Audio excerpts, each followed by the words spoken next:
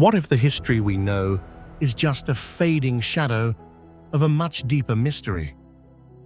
Across the globe, silent ruins stand as defiant witnesses to a lost era where the impossible was reality.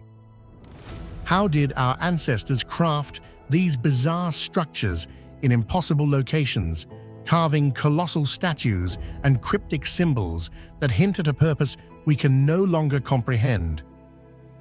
We are a species wandering through a graveyard of giants, staring at stone puzzles that defy modern logic. Every relic is a whisper from a golden age that vanished in an instant, leaving behind messages we can no longer read and technologies we cannot replicate. The past is not dead. It is a locked door, and the key is buried beneath the dust of millennia. Located in the beautiful land of Antioquia, Colombia, El Penol, also proudly known as La Piedra del Penol, is not simply a giant rock standing majestically among water and plains, but a symbol of mysteries that have never been fully answered. For many Colombians, El Penol is an indispensable part of their culture and history, as well as a living testament to the power of nature and the smallness of humans before the great secrets still hidden by the earth. What do you think is the true origin of El Penol? Could there be mysteries that science hasn't fully uncovered? Share your thoughts in the comments below. From afar, El Penol appears like a finger of the gods rising from vast lakes and endless grasslands so striking that it piques the curiosity and awe of anyone who gazes upon it. With a height of nearly 200 meters, a circumference close to 800 meters, and a total mass reaching millions of tons, El Penol is truly a rare geological phenomenon. But it is precisely this isolated and lonely presence that is the starting point for a chain of mysteries stretching back thousands of years. Geologists agree that El Penol is a monolith, a single block of granite formed from extremely hard stone, but no one can answer exactly why it sprang up in an area where the surrounding rock layers have all been eroded and worn away for millions of years, while this rock remains unyielding, unmoved. Explanations such as selective erosion, tectonic movements of the Earth's crust, or even remnants of ancient volcanoes are all unconvincing. People only know that El Penol has existed there since the Earth was still wild, perhaps hundreds of millions of years ago, witnessing countless geological upheavals, the rise and fall of living creatures and civilizations. Right from the moment modern scientists first set foot on El Penol, the biggest question has always revolved around the strange process of the rock's formation.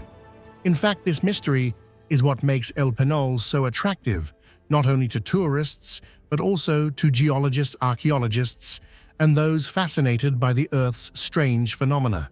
Many scientific hypotheses have been proposed, but no one dares claim absolute certainty. Some say El Penol is the last remnant of an ancient granite mountain range, the entire surrounding area having been eroded by wind, water, and natural forces for millions of years, leaving only this final stone column. However, if this were true, why are there no other traces of an ancient mountain system?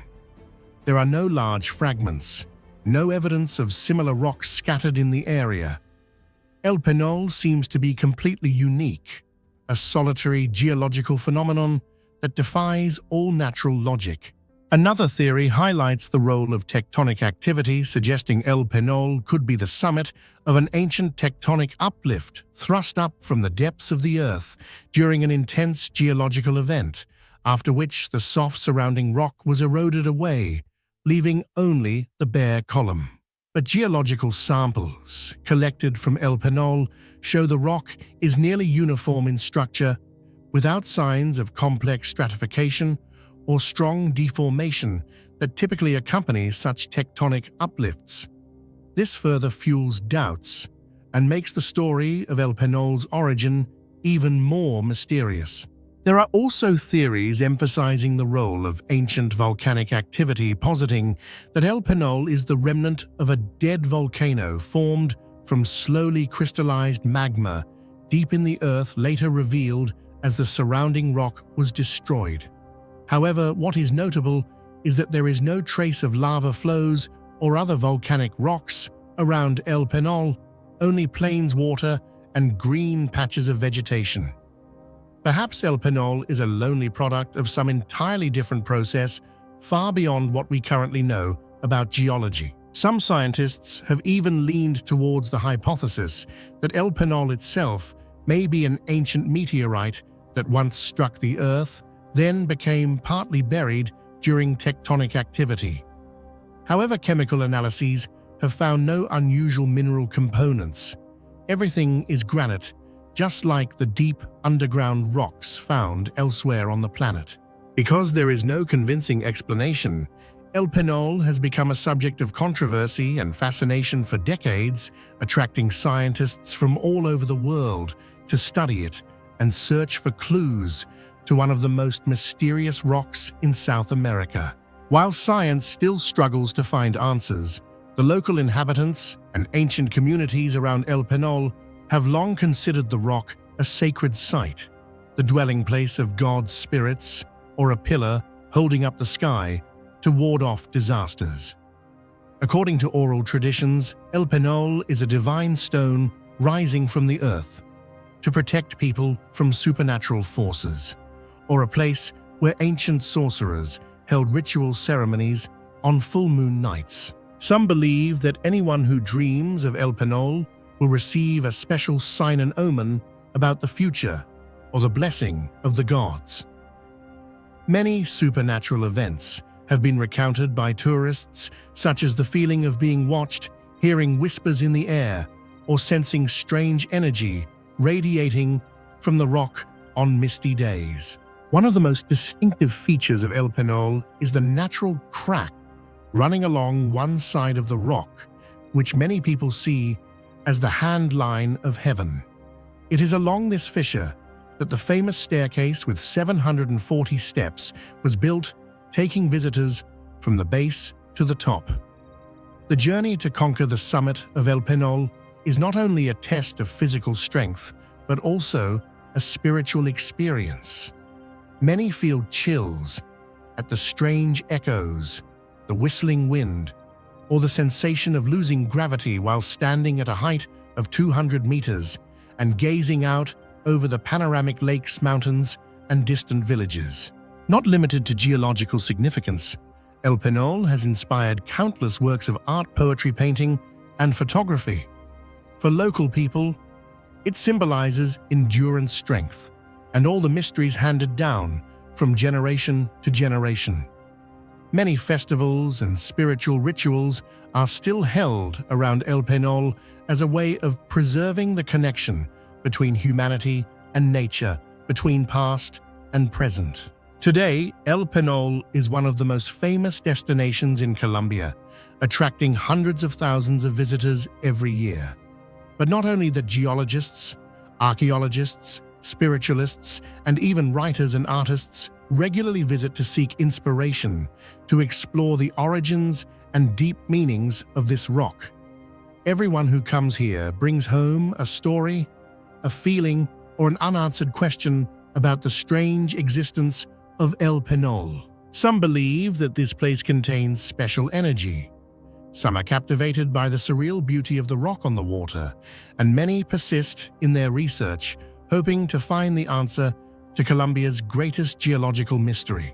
El Penol, with all that it represents, remains to this day an unsolved riddle of nature. Why is there only a single giant granite block like this in this land? How did the formation truly take place? Was this site chosen by some ancient wisdom, or is it simply the product of geological coincidences beyond our current understanding, and the legends, energies, and feelings people experience here? Are these products of imagination, or is there something deeper hidden behind the silent facade of this ancient rock? In summary, El Penol is not just a majestic work of nature, but also a symbol of unanswered mysteries, a place where science, legend, spirituality, and the cultural identity of the Colombian people intersect. Above all, it reminds us that no matter how advanced science becomes, there are still mysteries of the earth that humans have yet to uncover, and El Penol is certainly among them, an eternal stone secret at the heart of humanity. Beneath the surreal landscapes of Cappadocia, where fairy chimneys pierce the Anatolian sky and volcanic tuff forms a dreamlike canvas, lies one of the most mind-boggling achievements of ancient human ingenuity, an underground world carved directly into the earth itself. While visitors are first drawn to the whimsical towering rock formations and hillside villages, it is the hidden labyrinths beneath their feet, the rock-cut cities that harbor the region's greatest mysteries and inspire awe in all who venture within. What do you think about these mysterious underground cities of Cappadocia? In your opinion, what drove ancient people to build such massive labyrinths? Share your thoughts or theories in the comments section below. The story of Cappadocia's subterranean architecture begins millions of years ago when eruptions from Mount Urchies and Mount Hassan blanketed the region in thick layers of volcanic ash. Over millennia, these deposits solidified into soft tuff, easily eroded by wind water, and most importantly, by human hands. The people of ancient Cappadocia realized this unique geology could be transformed into shelter sanctuary, and as it turned out, entire cities. But unlike ordinary cave dwellings or single-story carved churches found elsewhere, the people here embarked on something far more ambitious. They tunneled deep below the surface, creating sprawling networks that could house thousands of people. These underground cities, the most famous being Derinkuyu and Kaimakli, are true marvels of pre-modern engineering. Derinkuyu is believed to reach at least 18 stories deep, with estimates suggesting it could shelter up to 20,000 people, along with their livestock and supplies. The city contains everything necessary for prolonged underground living: kitchens, wineries, churches, storage rooms, stables, classrooms, and even a spacious confession room beside the main church. Complex ventilation shafts, some stretching as high as 85 meters, brought fresh air to the lowest depths. Wells provided drinking water isolated from the surface, ensuring survival even during sieges. Massive circular stone doors, weighing up to half a ton, could be rolled in place to seal off passages from invaders. Kaimakli, another famed underground city just a few kilometers away, extends through at least 8 levels and is interconnected with Derinkuyu via long tunnels, some believed to be up to 10 kilometers in length. These networks suggest an extraordinary level of planning and cooperation, but also raise profound questions. What circumstances could drive a society to construct such vast subterranean fortresses? Who designed them, and what knowledge allowed them to do so with such efficiency? Although extensively studied by archaeologists, the true purpose of Cappadocia's underground cities remains shrouded in mystery. There are many plausible theories, each with its own compelling evidence, but none that provide a definitive answer. The most widely accepted explanation is that these cities were built as shelters during periods of invasion or religious persecution. Throughout its long history, Cappadocia was a crossroads for countless armies: Hittites, Phrygians, Persians, Greeks, Romans, Byzantines, Seljuks, and more. Especially early Christians endured repeated waves of harsh oppression and sought refuge underground. Clever security features such as massive stone doors, hidden ventilation shafts, and maze-like architecture clearly support this viewpoint.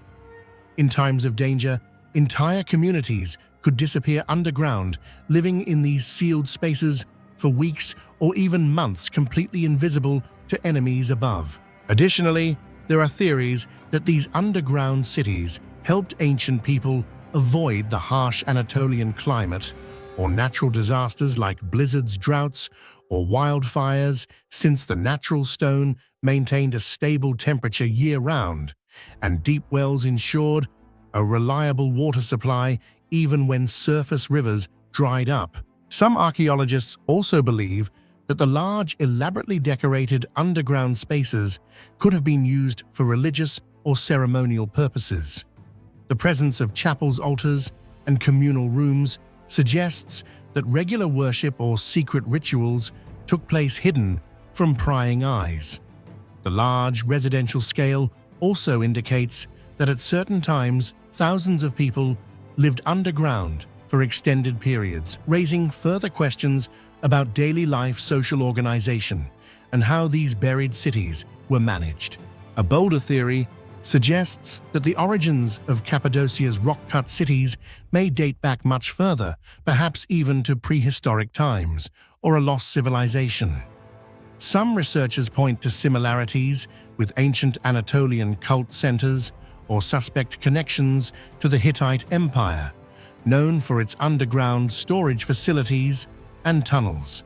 However, direct evidence for this theory is still quite limited, although the scale and complexity of these constructions continue to amaze many people. Regardless of their origin, the construction of Cappadocia's underground cities is truly a feat of engineering far ahead of its time, one that even modern architects must admire for its complexity and precision. First, ensuring clean air for a multi-level underground system was an enormous challenge. The underground cities of Cappadocia solved this problem through a network of vertical shafts and horizontal corridors, creating natural air convection that brought fresh air down to the deepest levels. Many ventilation shafts were cleverly hidden on the surface or doubled as wells, making them extremely convenient and intelligent. In terms of structure, excavating large spaces in soft, tough stone posed a high risk of collapse, but ancient engineers mastered the techniques of weight distribution, reinforcing ceilings with stone pillars and logically arranging rooms to avoid concentrated stress points while building thick walls to keep the constructions durable for centuries. To meet long-term survival needs, they dug deep wells, built water tanks, and storage chambers, enabling residents to live underground for months. Some cities even showed traces of wineries and oil presses, proving that production continued even during times of hiding. The defensive systems were also meticulously designed, with narrow corridors that forced intruders to move in single-file circular stone doors that could be closed quickly, and secret escape routes for urgent evacuation. This complexity shows that ancient people had a deep understanding of defensive tactics and the psychology of potential attackers. Additionally, archaeological finds, such as communal kitchens, stables, and schools, reveal a vibrant community life beneath the ground. And the presence of burial areas and religious symbols proves that life, death, faith, and tradition continued uninterrupted even in the deep darkness of ancient stone layers. Despite decades of research, much of Cappadocia's underground realm remains unexplored or inaccessible. Some estimates suggest there could be hundreds of undiscovered sites waiting beneath the rolling hills and fairy chimneys. Local legends tell of hidden passages and lost cities that extend as far as the mountains, waiting to be found by future generations. Modern technology, ground-penetrating radar 3D mapping, has begun to shed light on these mysteries, but even today, new chambers and tunnels are found accidentally, often when a resident renovates a basement or digs a new well. Each discovery deepens the mystery. What secrets do these cities still hold? Were their purposes, rituals, or dangers now lost to history? The rock-cut architecture of Cappadocia is a vivid testament to human creativity and extraordinary adaptability in the face of harsh dangers. These silent underground cities were not only shelters, but also evoke countless unanswered questions about history, faith, and the lives of ancient people.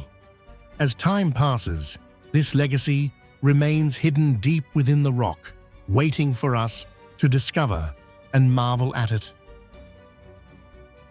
hidden deep within the harsh wilderness of the Karakum, where golden sands seem to swallow all traces of the past, there once stood a radiant ancient city that illuminated all of Central Asia, only to suddenly vanish without a single farewell. Gonur Tepe does not soar like Egypt's pyramids, nor is it as renowned as the Hanging Gardens of Babylon. Instead, it lies quietly beneath the sand, guarding mysteries that no one has ever unraveled. Who built this place? What lifted Gonur Tepe to its dazzling heights, only for every trace of it to be wiped away in an instant? Every layer of earth, every crumbling wall here seems to whisper from the past, challenging the imagination of all humankind. This is not just a ruin, but a grand riddle of history, a chapter never fully told waiting to be uncovered beneath the silent sands of Turkmenistan. What do you think really happened to Gonur Tepe? Share your thoughts in the comments below. More than 4 millennia ago, in a barren land, the inhabitants of Gonur Tepe erected a magnificent city complete with defensive walls, palaces, temples, residential quarters, and complex ceremonial structures.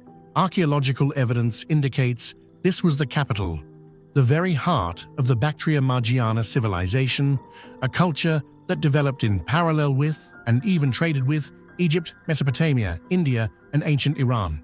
The complexity of Gonur Tepe's planning and architecture rivals any famous ancient city in the world, with thick walls, protective moats, ceremonial rooms arranged along axes, and systematically organized residential areas, leaving clear marks of a stratified and prosperous society. The construction techniques of Gonur Tepe have astonished modern researchers. Far from being just simple mud dwellings, the inhabitants here built solid rectangular brick structures, sturdy vaulted ceilings, and impressive towering city gates. Especially notable are the meticulously tiled water reservoirs and the sophisticated underground water channels which reveal their deep understanding of hydraulic engineering.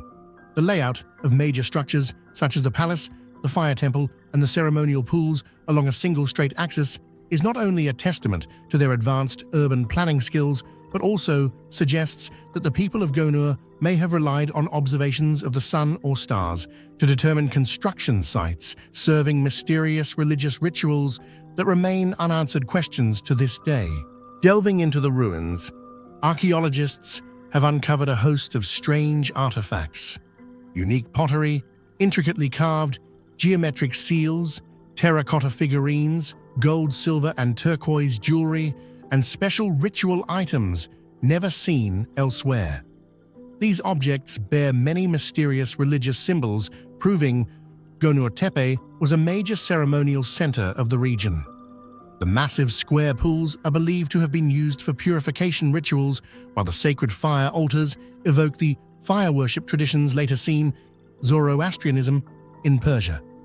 Notably, some studies suggest the Gonur people used psychoactive substances in ceremonies, a fascinating parallel with the Soma legends of India and Hauma of ancient Iran. Gonur Tepe is also renowned for its hundreds of ancient tombs, where bodies were buried in fetal positions, wrapped in linen, alongside countless valuable grave goods.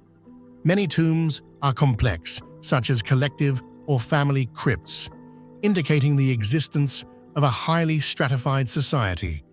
Items buried with the dead, such as bronze objects, precious stones, pottery, weapons, and jewelry, also reveal the far-reaching trade relations of Gonur with other major civilizations of the time, from the Indus Valley and Mesopotamia to the regions of present-day Iran and Afghanistan. One of the most astonishing aspects for archaeologists at Gonur Tepe is the advanced technical skills and craftsmanship of its ancient inhabitants, far ahead of their time. Not only were they able to construct large-scale buildings with solid defensive walls, but their techniques in brickmaking, bronze casting, metallurgy, and jewelry crafting also reached a rare level of sophistication. The precisely shaped geometric bricks, sturdy bronze tools, crystal-clear glass objects, and intricately decorated pottery all demonstrate that the people of Gonur possess strong knowledge of geometry, physics, and even rudimentary chemistry.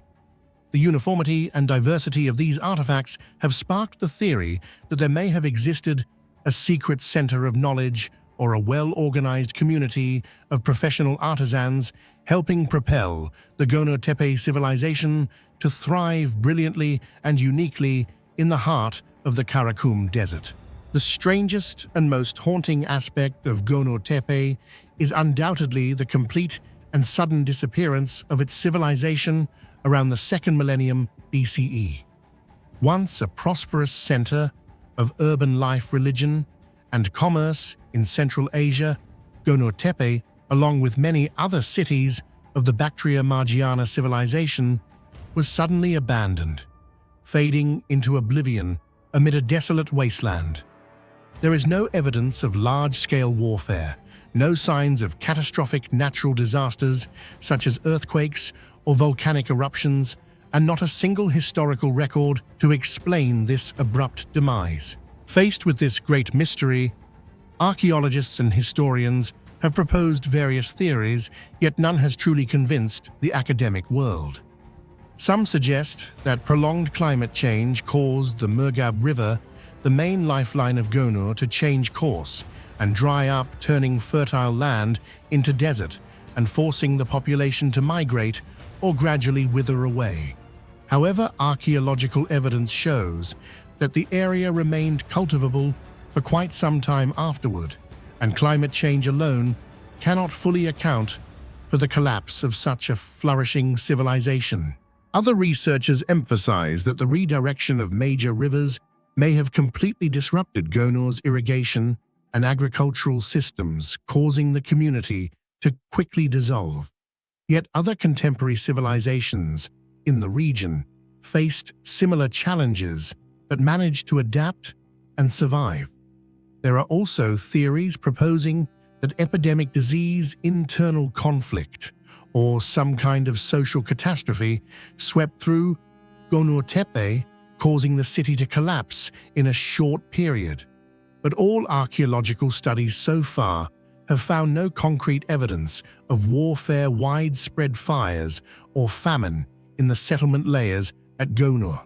A bolder theory holds that Gonur Tepe and the entire Bimak civilization were conquered by outside forces, forcibly displaced, or erased by major political or religious upheavals, wiping their names from history. However, there are no written records or local legends mentioning any invasion, conquest, or major disaster occurring here. And in the end, when all the plausible theories still fail to convince, Gonur Tepe remains only a desolate, silent city in a sea of sand, a place where a once glorious civilization vanished without a single farewell.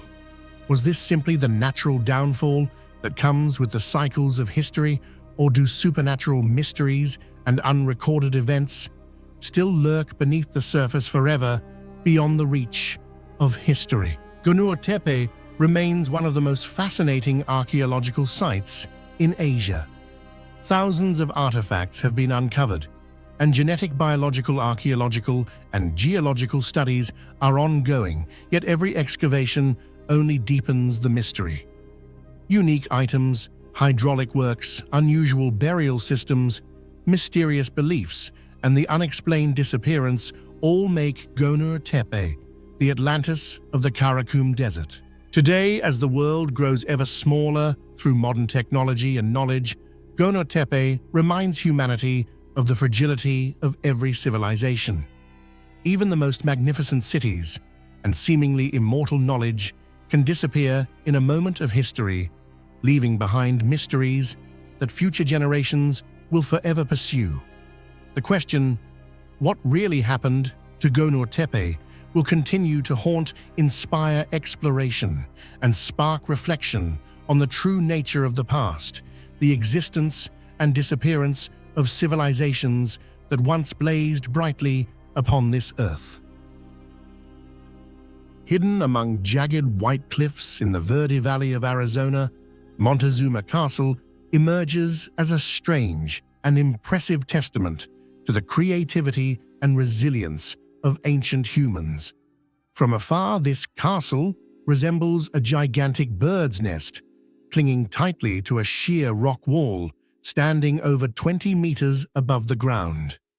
Built in the 12th century by a group of indigenous people, later known as the Sinagua, literally without water in Spanish Montezuma Castle, not only astonishes with its architecture, but also stands as a symbol of a mysterious civilization, especially the central question: what happened that made the owners of this castle suddenly disappear without a trace? What do you think truly happened to the Sinagua people who once called Montezuma Castle home? Share your thoughts or theories in the comments below. Montezuma Castle is not a castle in the European sense, with towers, drawbridges, or city gates, but rather a cluster of apartments, with more than 20 small rooms built closely together, interwoven into a massive limestone alcove so high that only the most agile and brave people could climb up, using simple wooden ladders. The Sinagua used local limestone, cypress wood, elm wood branches, earth and mud mortar to build thick walls, flat floors, sturdy roofs. They skillfully took advantage of the natural shade from the cliff to reduce heat in summer and avoid the chill when winter arrived. The elevation of over 20 meters not only protected residents from wild animals and floods, but also provided a vantage point, allowing them to see for miles along the Verde Valley. No design plans or blueprints from that era have survived, but the rational arrangement of rooms, ventilation systems, storage spaces, and even tiny corners for safeguarding valuables shows that the owners of Montezuma Castle possessed architectural knowledge that far exceeded most contemporaneous cultures. The greatest challenge, and also what puzzles archaeologists most, is how the Sinagua transported tons of material to such heights without complex machinery or pulley systems. The answer remains a hypothesis largely based on scant finds, such as traces of wooden ladders, handholds on the rock, and their clever combination of natural materials. Every room in Montezuma Castle is a testament to adaptation. Thick walls retain heat, while low ceilings reduce heat loss. Small windows face outward to let in sunlight and fresh air while still remaining secure. The castle also has food storage areas, corn beans, squash, etc., rainwater pits, and evidence of storing and preserving dry foods to last through the drought seasons. Some larger rooms are thought to have served as communal living areas, gathering spaces, shrines, or ceremonial halls. Despite living in a waterless region, the Sinagua developed a system of canals to bring water from the Verde River below up to terraced fields, supporting the cultivation and livelihood of the entire community. Artifacts such as ceramic pots, stone tools, woven fabric fragments, animal bones, and seeds reveal a rich life with trade ties to neighboring cultures. Around the end of the 14th century, in just a short span of time, the Sinagua people completely disappeared from Montezuma Castle and the entire Verde Valley, leaving behind one of the greatest mysteries in the history of North America. There were no signs of fierce battles, nor any evidence of epidemics or devastating natural disasters occurring at that time. The rooms remained neat and orderly, with tools and daily utensils still intact, as if the inhabitants had just left on a hot afternoon, leaving everything behind in haste. The question of what could have driven such a thriving community possessing advanced construction techniques for their era to abandon everything and retreat in silence has haunted generations of researchers. Numerous theories have been proposed to explain this mysterious disappearance, but each one raises further questions and unresolved debates. Some scientists argue that prolonged cycles of severe drought, depleted water sources, and soil exhaustion from overuse were the main factors that made it impossible for the Sinagua to continue living there. Paleo-environmental studies show that during this period, the climate of the American Southwest changed abruptly, with many rivers shrinking and rainfall decreasing dramatically. However, if drought alone was the reason why, didn't the Sinagua move down to lower valleys, where the Verde River continued to flow year-round? In addition, There are theories suggesting that pressure from new migrating groups during the late 13th and early 14th centuries led to the Sinagwa's departure. Waves of migration and conflict between populations may have forced them to leave their ancestral lands to avoid war or to assimilate into other tribes.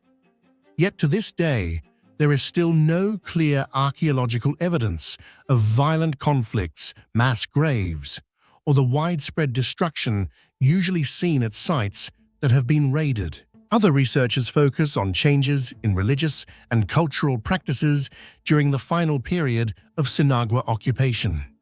Paintings, small statues, and new motifs found on ceramics at the site suggest there may have been a cultural revolution, a new belief system, or some kind of mysterious calling that drove the entire community to migrate collectively, similar to the perpetual pilgrimages seen elsewhere in human history.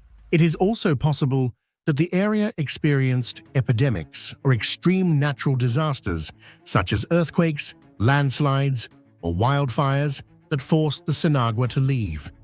However, evidence supporting this hypothesis remains vague and unconvincing. Finally, some scholars believe the Sinagwa did not completely vanish, but were actually assimilated into larger communities such as the Hopi-Zuni or other Pueblo groups.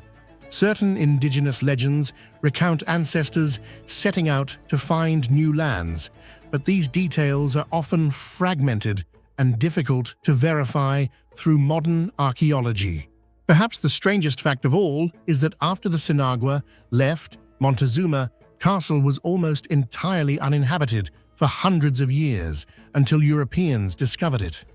Many rooms remained intact, the walls were not destroyed, and artifacts stayed in place, untouched by looters. This may be evidence of the respect later generations held for this sacred site, or perhaps it was simply that the location's rugged, inaccessible nature turned the castle into a forbidden and mysterious zone amid the wild landscape. To this day, anyone standing at the foot of Montezuma Castle and gazing up at the rooms suspended in mid-air can't help but wonder, why would a clever, innovative community that built such wonders simply choose to abandon everything? What happened? A catastrophe, a spiritual crisis, or merely an evolution of their own people? If they merged with other tribes, why are there no clear traces of their legacy in language, beliefs, or customs? New excavations and modern analyses using advanced technology, ancient DNA analysis, radioactive isotope dating, paleo, environmental archaeology continue, but every new discovery only thickens the veil of mystery surrounding the fate of the Sinagwa. Montezuma Castle is a vivid symbol of wonder, mystery, and the fragility of all civilizations. The disappearance of the Sinagwa is not just an archaeological puzzle, it's also a reminder that knowledge, culture, and even human existence itself are always at the mercy of unpredictable change. Perhaps somewhere in every stone and every ancient chamber, secrets still wait for modern people to unlock. But until then, Montezuma Castle will continue silently challenging humanity's curiosity and patience. Amidst the harsh deserts of Xinjiang, on crimson cliffs, beside the ancient Muzat River, lies a mysterious labyrinth that modern science has yet to unravel: the Kizil Cave Monastery. More than just an ancient Buddhist monastery, this place is a treasure trove of art that has withstood sandstorms, continental winds, and the relentless march of time. Venture deep into the mountain, and you'll encounter hundreds of caves adorned with radiant murals, miraculously preserved after more than 17 centuries of trials by both nature and humankind. What has kept these colors alive in the darkness of the desert? Is it a lost secret, mere coincidence, or proof of knowledge far beyond our understanding? Kizil Cave Monastery, where every brushstroke and every chamber remains an unanswered question, an immortal legacy where art, science, nature, and humanity blend to create true wonder. What do you think is the real secret behind the lasting colors of Kizil's murals? Share your ideas in the comments below. Kizil emerged in the 3rd century AD in the wilds of western China, once the ancient kingdom of Kucha. Unlike other famous Buddhist centers such as Dunhuang or Yungang, Kizil's location is extremely isolated, surrounded by rugged mountains, endless deserts, and rivers that run dry in the dry season. Thus, choosing to build such a massive monastic cave system here has raised numerous questions for modern researchers. Why did such a blaze of art flare up so miraculously in this inhospitable place? Discovered at the end of the 19th century and excavated continuously until today, Kizil boasts more than 230 caves, large and small, stretching over 3 kilometers along sandstone cliffs. Each cave possesses its own unique layout, arrangement of Buddha statues, hidden corridors, and private meditation rooms, but the most remarkable feature is the tens of thousands of square meters of ancient murals that survive mostly on extremely fragile surfaces, soft sandstone easily eroded by wind-leaky water and constant temperature changes. Many caves remain only partially explored, with artifacts and relics buried covered by dust roots or even layers of lime and clay that the ancients intentionally used to seal off and protect against intrusion, destruction, or simply to let time forget them. Nowhere else along the Silk Road preserves such a colorful multicultural Buddhist artistic treasure as Kizil. The murals here blend Gandhara, Indo-Greek, Sassanid Persian, Central Asian, and even indigenous Chinese artistic styles. Viewers can easily spot Buddhas with faces, costumes, gestures, and symbols directly influenced by civilizations thousands of kilometers away: Hellenistic spiral hair, Persian robes, Central Asian instruments, Indian jewelry. There are even depictions of merchants, musicians, dancers, and devotees migrating from across Eurasia. This diversity turns Kizil into a living museum of East-West interaction, where art is not merely a religious vehicle, but a witness to social upheavals and the flow of history. The most unique and mysterious feature of Kizil is how ancient artisans managed to create and preserve these radiant wall paintings for over 15 centuries, while the entire cave system lies within an extreme climate, summers with scorching temperatures reaching up to 40 degrees Celsius, winters with biting cold, relentless sandstorms, and constantly shifting humidity causing the sandstone to expand and contract uncontrollably. So what allowed these paintings to resist, healing, fading, and in many places still retain their bright hues and vivid details as if newly made? After decades of research, experts have discovered that the ancient artisans of Kizil relied not only on creative inspiration, but also possessed outstanding knowledge of materials, science, and the environment. First, the base layer that the artists used to cover the cave walls was crafted with incredible care. They combined clay-fine sand-powdered shells, plant fibers, and various organic adhesives in unique ratios depending on the type of rock in each area. Each foundational layer had its own thickness and composition, ensuring optimal adhesion to the sandstone surface while also creating a shield that prevented water and moisture from seeping deep into the rock. This multi-layer stratification helped the paint layer above avoid flaking when temperatures fluctuated sharply or when exposed to wind and rain. Next, the coloring process was itself a marvel. The artists used natural mineral pigments such as copper for green hematite, for red malachite for green and yellow, derived from local soil or plants, all mixed with tree resin and animal glue to boost color durability. Under the microscope, these color layers were found to be locked in by extremely fine organic compounds, protecting the colors from moisture and bacteria while also enhancing long-term adhesion. Some paintings remain brilliant in color, despite centuries of harsh climate changes thanks to this technique. In addition, the artisans made the most of the cave's spatial structure. They positioned the paintings where natural indirect light was available, minimizing the damage caused by direct sunlight, which easily causes fading or excess humidity. The most important murals were usually placed deep within the caves, where temperature and humidity remain stable year-round, allowing the paintings to be naturally preserved in ideal conditions.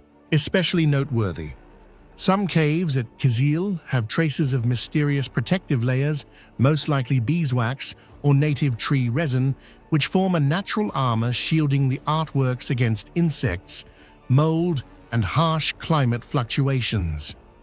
To this day, scientists have not been able to precisely replicate these compounds using modern technology. Furthermore, some caves were built with handmade air ducts helping to circulate air, reduce humidity, and limit the growth of bacteria and mold. This demonstrates that the artisans not only understood art, but also mastered knowledge of architecture materials and the environment, a rarity in ancient times. All of these factors, from choosing materials, preparing the base, mixing pigments, protecting the surface, to utilizing space and light, prove that the murals of Kizil are the result of a perfect combination between artistic creativity and advanced conservation techniques that were far ahead of their time. Though thousands of years have passed, many murals at Kizil have been removed, destroyed, or faded due to war, religious change, and illegal excavations in the 19th and 20th centuries. Hundreds of precious artifacts have been scattered now, residing in museums across Europe, America, and Japan. Many caves were once sealed, hidden, or intentionally destroyed to escape foreign powers, leading to mysteries about lost chambers and hidden murals that remain unsolved. Even today, dozens of caves remain unopened due to concerns about climate impact and insufficient conservation techniques. Many images, symbols, and stories within the murals have yet to be traced to their origins, meanings, or characters. Some paintings are layered atop each other, reflecting history's religious and cultural transitions, even evidence of edits and erasures, making the journey to understand Kizil much like deciphering a history book, full of layers, contradictions, overlaps, and hidden meanings. Not just a place of meditation, Kizil was the Buddhist propagation hub of the Kucha kingdom, where scholars, translators, artists, and merchants from across Eurasia gathered, exchanging culture, religion, and art. Later, as Buddhism declined, many caves were abandoned. Murals, destroyed, altered, or buried under layers of dust. The interweaving, blending, and disappearance of cultural elements has made Kizil a multi-layered history, at once obvious and yet deeply mysterious. Despite the passage of time, being buried by sandstorms, facing historical upheaval, and human indifference, Kizil Cave Monastery still stands a challenge to every later generation. How did ancient artists without modern equipment or preservatives manage to paint, preserve, and pass down immortal, vibrant works as if they were finished only yesterday? From material selection, secret color formulas, protective coatings, to intelligent architectural layout, all have forged a masterpiece that transcends time, a place where art, science, religion, and human willpower blend to overcome every limit of natural conditions. If one had to choose a place that perfectly embodies grandeur, mystery, and challenges every understanding of ancient construction techniques, Naqsh-e Rostam would undoubtedly top the list. Lying quietly beside the massive limestone cliffs of the Fars region, just over 12 kilometers from the Grand Persepolis, the Naqsh-e Rostam rock tomb complex is a crossroads of civilizations, dynasties, and countless mysteries that have defied satisfactory explanation for more than 2,000 years. What do you think is the greatest mystery of Naqsh-e Rostam if you could unlock just one ancient construction technique at this site?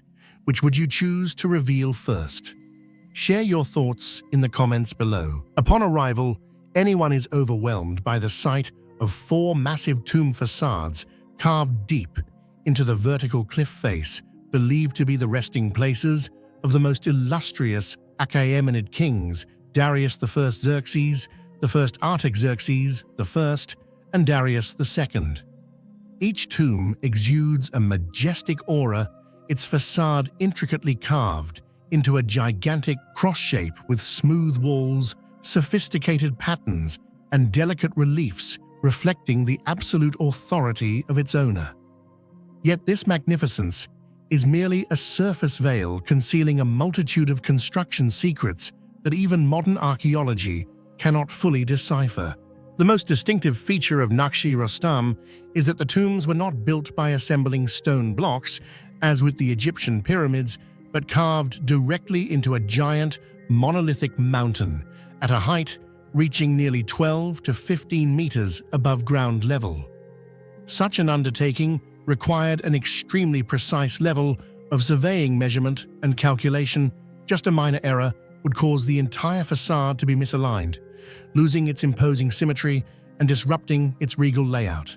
How could artisans from more than 2,400 years ago control every dimension, angle, and depth of the facade and burial chamber without modern tools? This question continues to puzzle researchers to this day.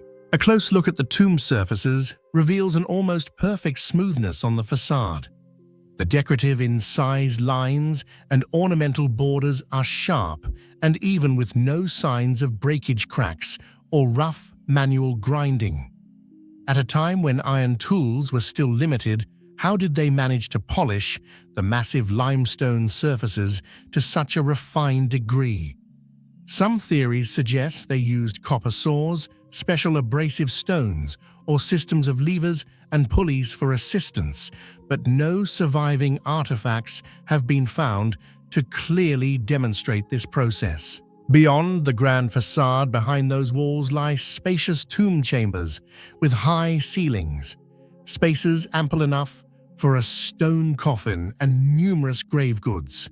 The excavation of these chambers had to ensure the external structure remained intact, while keeping the ceiling and walls flat-shaped precisely according to design intent. All of this demanded architectural, technical, and organizational skill far beyond the ordinary. How did ancient builders accurately determine the depth, direction, and stopping points for excavation so as not to accidentally pierce the cliff face or collapse the structure? A striking detail is that the tombs were carved at great heights above ground, completely separated from any ordinary walking paths. No traces of stone staircases, ramps, or any access systems remain. Transporting royal remains, coffins, and grave goods to such heights seemed impossible with the means and manpower of the time. Some scholars theorize that the cliffs may have eroded and become lower over time, or that temporary access structures were destroyed after burial, but evidence for these ideas remains vague. The tomb's durability over thousands of years is a testament to their extraordinary construction techniques.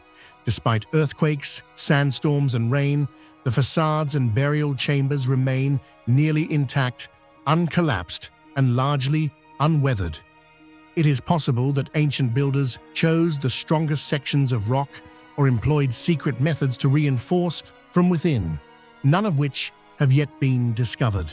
The entire tomb complex shows no traces of construction sites, no remains of camps, supporting materials, transport routes, or any specialized tools have ever been found. This has given rise to many unusual hypotheses, including lost technologies or mysterious methods. Aside from construction, Naqsh-e Rostam harbors a series of mysteries about the true identity of the tomb owners, except Darius I, whose name is inscribed, the meaning of the cross-shaped facade, a motif absent in other contemporary civilizations, and the unique burial rituals. The burial chambers are almost empty, lacking grave goods or remains, raising the question of whether the kings were actually buried here or if the tombs merely served as symbols of power. Directly beneath the Achaemenid rock tombs is a series of grand reliefs from the Sassanid dynasty 3rd to 7th centuries AD, depicting coronations, victories, and the passing of rings of power among Persian kings. Uniquely, these reliefs overlap older relics, creating a palimpsest of history. The images of Zoroastrian deities, horsemen and warriors, are vividly carved, illustrating continuity, rivalry, and interaction among civilizations, a phenomenon rarely seen in world archaeology. Within the Naqsh-e Rostam grounds stands a square stone block known as Kaaba-ye-Zartosht. This structure resembles a giant stone box with a narrow entrance, and its interior is almost undecorated. Its true purpose remains hotly debated. Some believe it housed sacred texts, was a fire temple, or a royal treasury. Others propose astronomical functions, or its use as a ceremonial center for the transfer of power.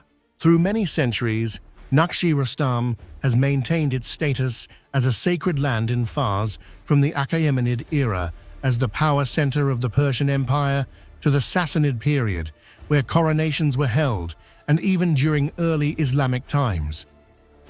Many historians believe this region forms a sacred axis, connecting Persepolis, Naqsh-e Rostam, and Pasargadae, a triangle of power and spirituality for the ancient Iranian Empire.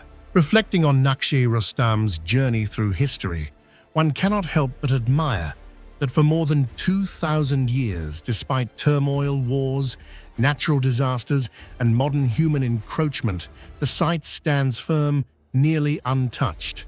This not only proves its extraordinary construction techniques, but also the respect and stewardship of countless generations for this monumental heritage.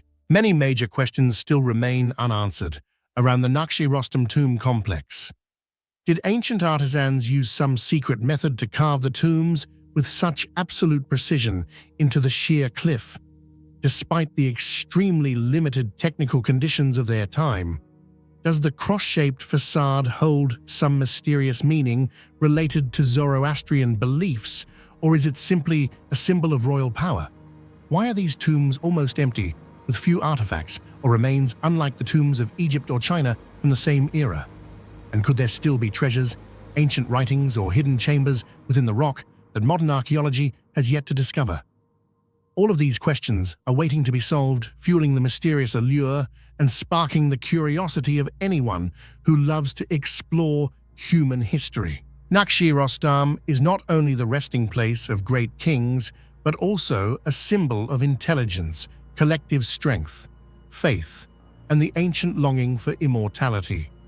The mysteries of its construction, past and yet to come, will continue to challenge the imagination, curiosity, and desire for discovery of humankind. Standing before these cliffs, we cannot help but wonder, did some secrets, technologies, or knowledge once exist here, but were lost through history, and will modern humans ever be able to unravel them all? Standing solidly atop a steep rocky hill in the heart of the Sabratha de Huantar Valley, a crossroads of mountain winds, brilliant Andean sunlight, and the thousand-year-old flow of culture, Tilcara Pukara rises as a grand witness of the pre-Inca era, carrying layer upon layer of secrets that challenge every modern researcher. Each stone, every wall, and every winding path on this hilltop seems to be a piece of an unfinished historical puzzle. Yet among them, the greatest mystery remains the question, what exactly is Tilcara Pukara? What was the original purpose of this fortress amid countless overlapping traces of war ritual and trade? What do you think Tilcara Pukara truly was? A military fortress, a religious center, a trade hub, or something even more mysterious? Share your thoughts in the comments below. Originating in the 12th century, Tilcara Pukara was built by the Omaguaca people, a native group possessing architectural, astronomical, and social knowledge far beyond the context of their region. They chose a perilous hilltop location, surrounded by deep ravines, and the Grand River ideal for defense and for observing the surrounding lands. But very quickly, this area became a coveted prize for larger civilizations. The invasion and assimilation by the Inca Empire draped the site with new characteristics: dry stone construction techniques in Inca-style sun temples and pathways connecting to the great trade routes spanning the Andes.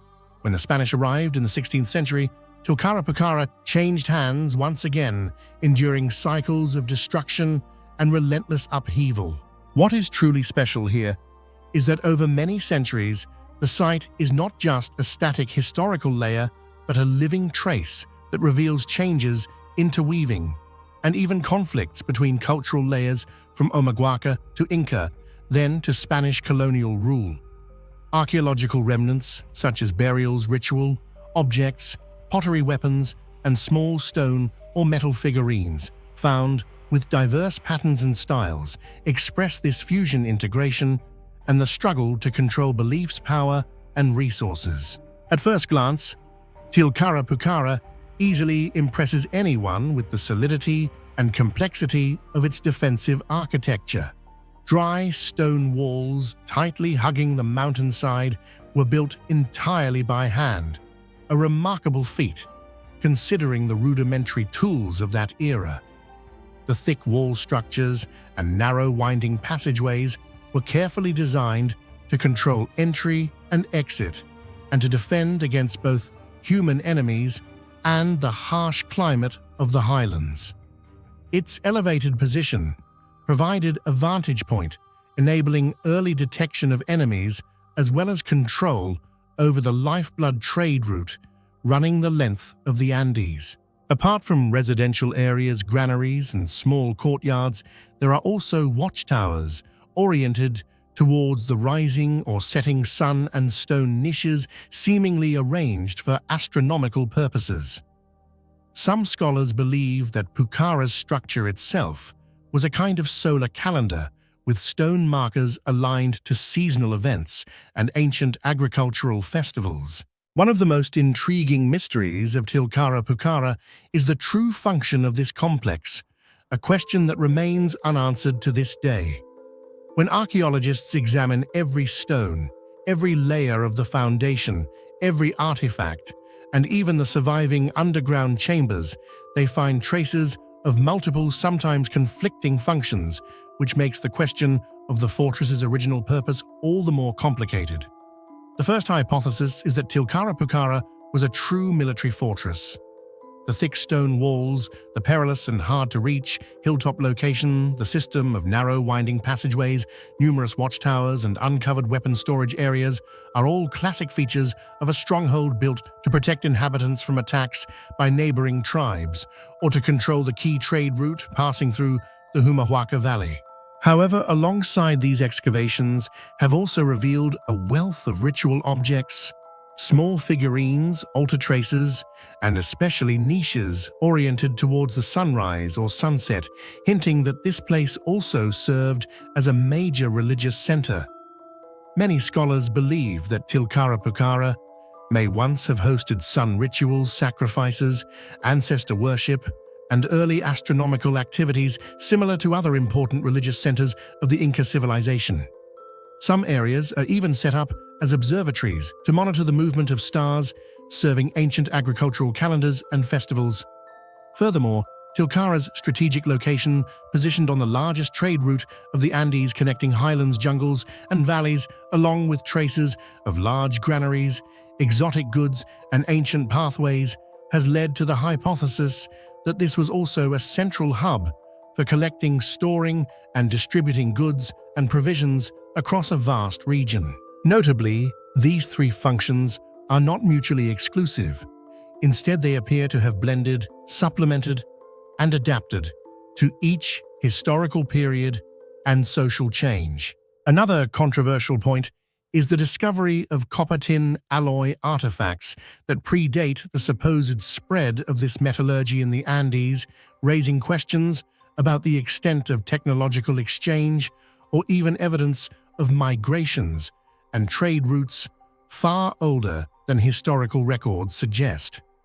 In addition, rock carvings, mysterious symbols on pottery, and richly furnished burials whose meanings remain undeciphered only thicken the mystery surrounding the spiritual life and real function of Pukara, fascinating international researchers. Notably, some modern archaeologists question, could Tilcara Pukara contain underground chambers, hidden treasures, or secret vaults yet to be excavated? A significant portion of the site remains inaccessible beneath layers of rock and vegetation, making underground secrets an increasingly attractive theory, especially given that similar sites in Peru, Bolivia, and Chile have yielded caches of artifacts, mummies, or entire tunnel systems linking defensive ceremonial and storage areas. It is undeniable that one of Tilcara Pukara's most important functions was its central role on the Trans-Andean trade route. Here, salt from southern mines, metals, and food from the highlands, and fine crafts from valleys and jungles were all exchanged, stored, and distributed across pre-Inca South America. The evidence, countless non-local artifacts, warehouse remnants, and traces of ancient trails all attest to Pukara's outstanding commercial standing. But it is precisely this prime location that made it a target for conquest, resulting in its multi-layered function over time. Defense, religion, and commerce blended and intertwined inseparably. In truth, the greatest mystery of Tilcara Pukara does not merely reside in stone layers, defensive walls, or artifacts, but in the interwoven function and meaning of this monument. Is it evidence of a multidimensional civilization where military defense, religious beliefs, and trade coexisted, complemented, and evolved with the times? Or does it hide even deeper secrets about technology, astronomical knowledge, or ancient rituals now lost? Tilcara Pukara stands as a symbol of creativity, adaptability, and the indelible mystery of pre-Inca humanity. Whether as a military fortress, religious center, or trade hub, it retains the allure of an unsolved wonder, forever challenging anyone who wishes to delve deeper into South America's past. In conclusion, Tilcara Pukara is not only a testament to the ancient people's construction and defensive skills, but also a mirror reflecting unresolved mysteries about the true functions of pre-Inca structures. To this day, every new excavation, each hypothesis proposed, could completely shift our perspective on the role and meaning of this ancient fortress. And who knows, perhaps someday, the deepest secrets of Tilcara Pukara will be revealed, opening a new chapter in the story of humanity's quest to conquer and understand its own history. Amidst the harsh, sun-scorched deserts of Rajasthan, hidden in the small village of Abaneri, stands a structure that leaves anyone who beholds it utterly astonished: the Chand Baori stepwell. More than just an ancient well, Chand Baori is like a gateway to another world, a place where perfectly aligned steps draw your gaze down into the deep, where every stone and every line of architecture seems to challenge all modern understanding of construction and engineering.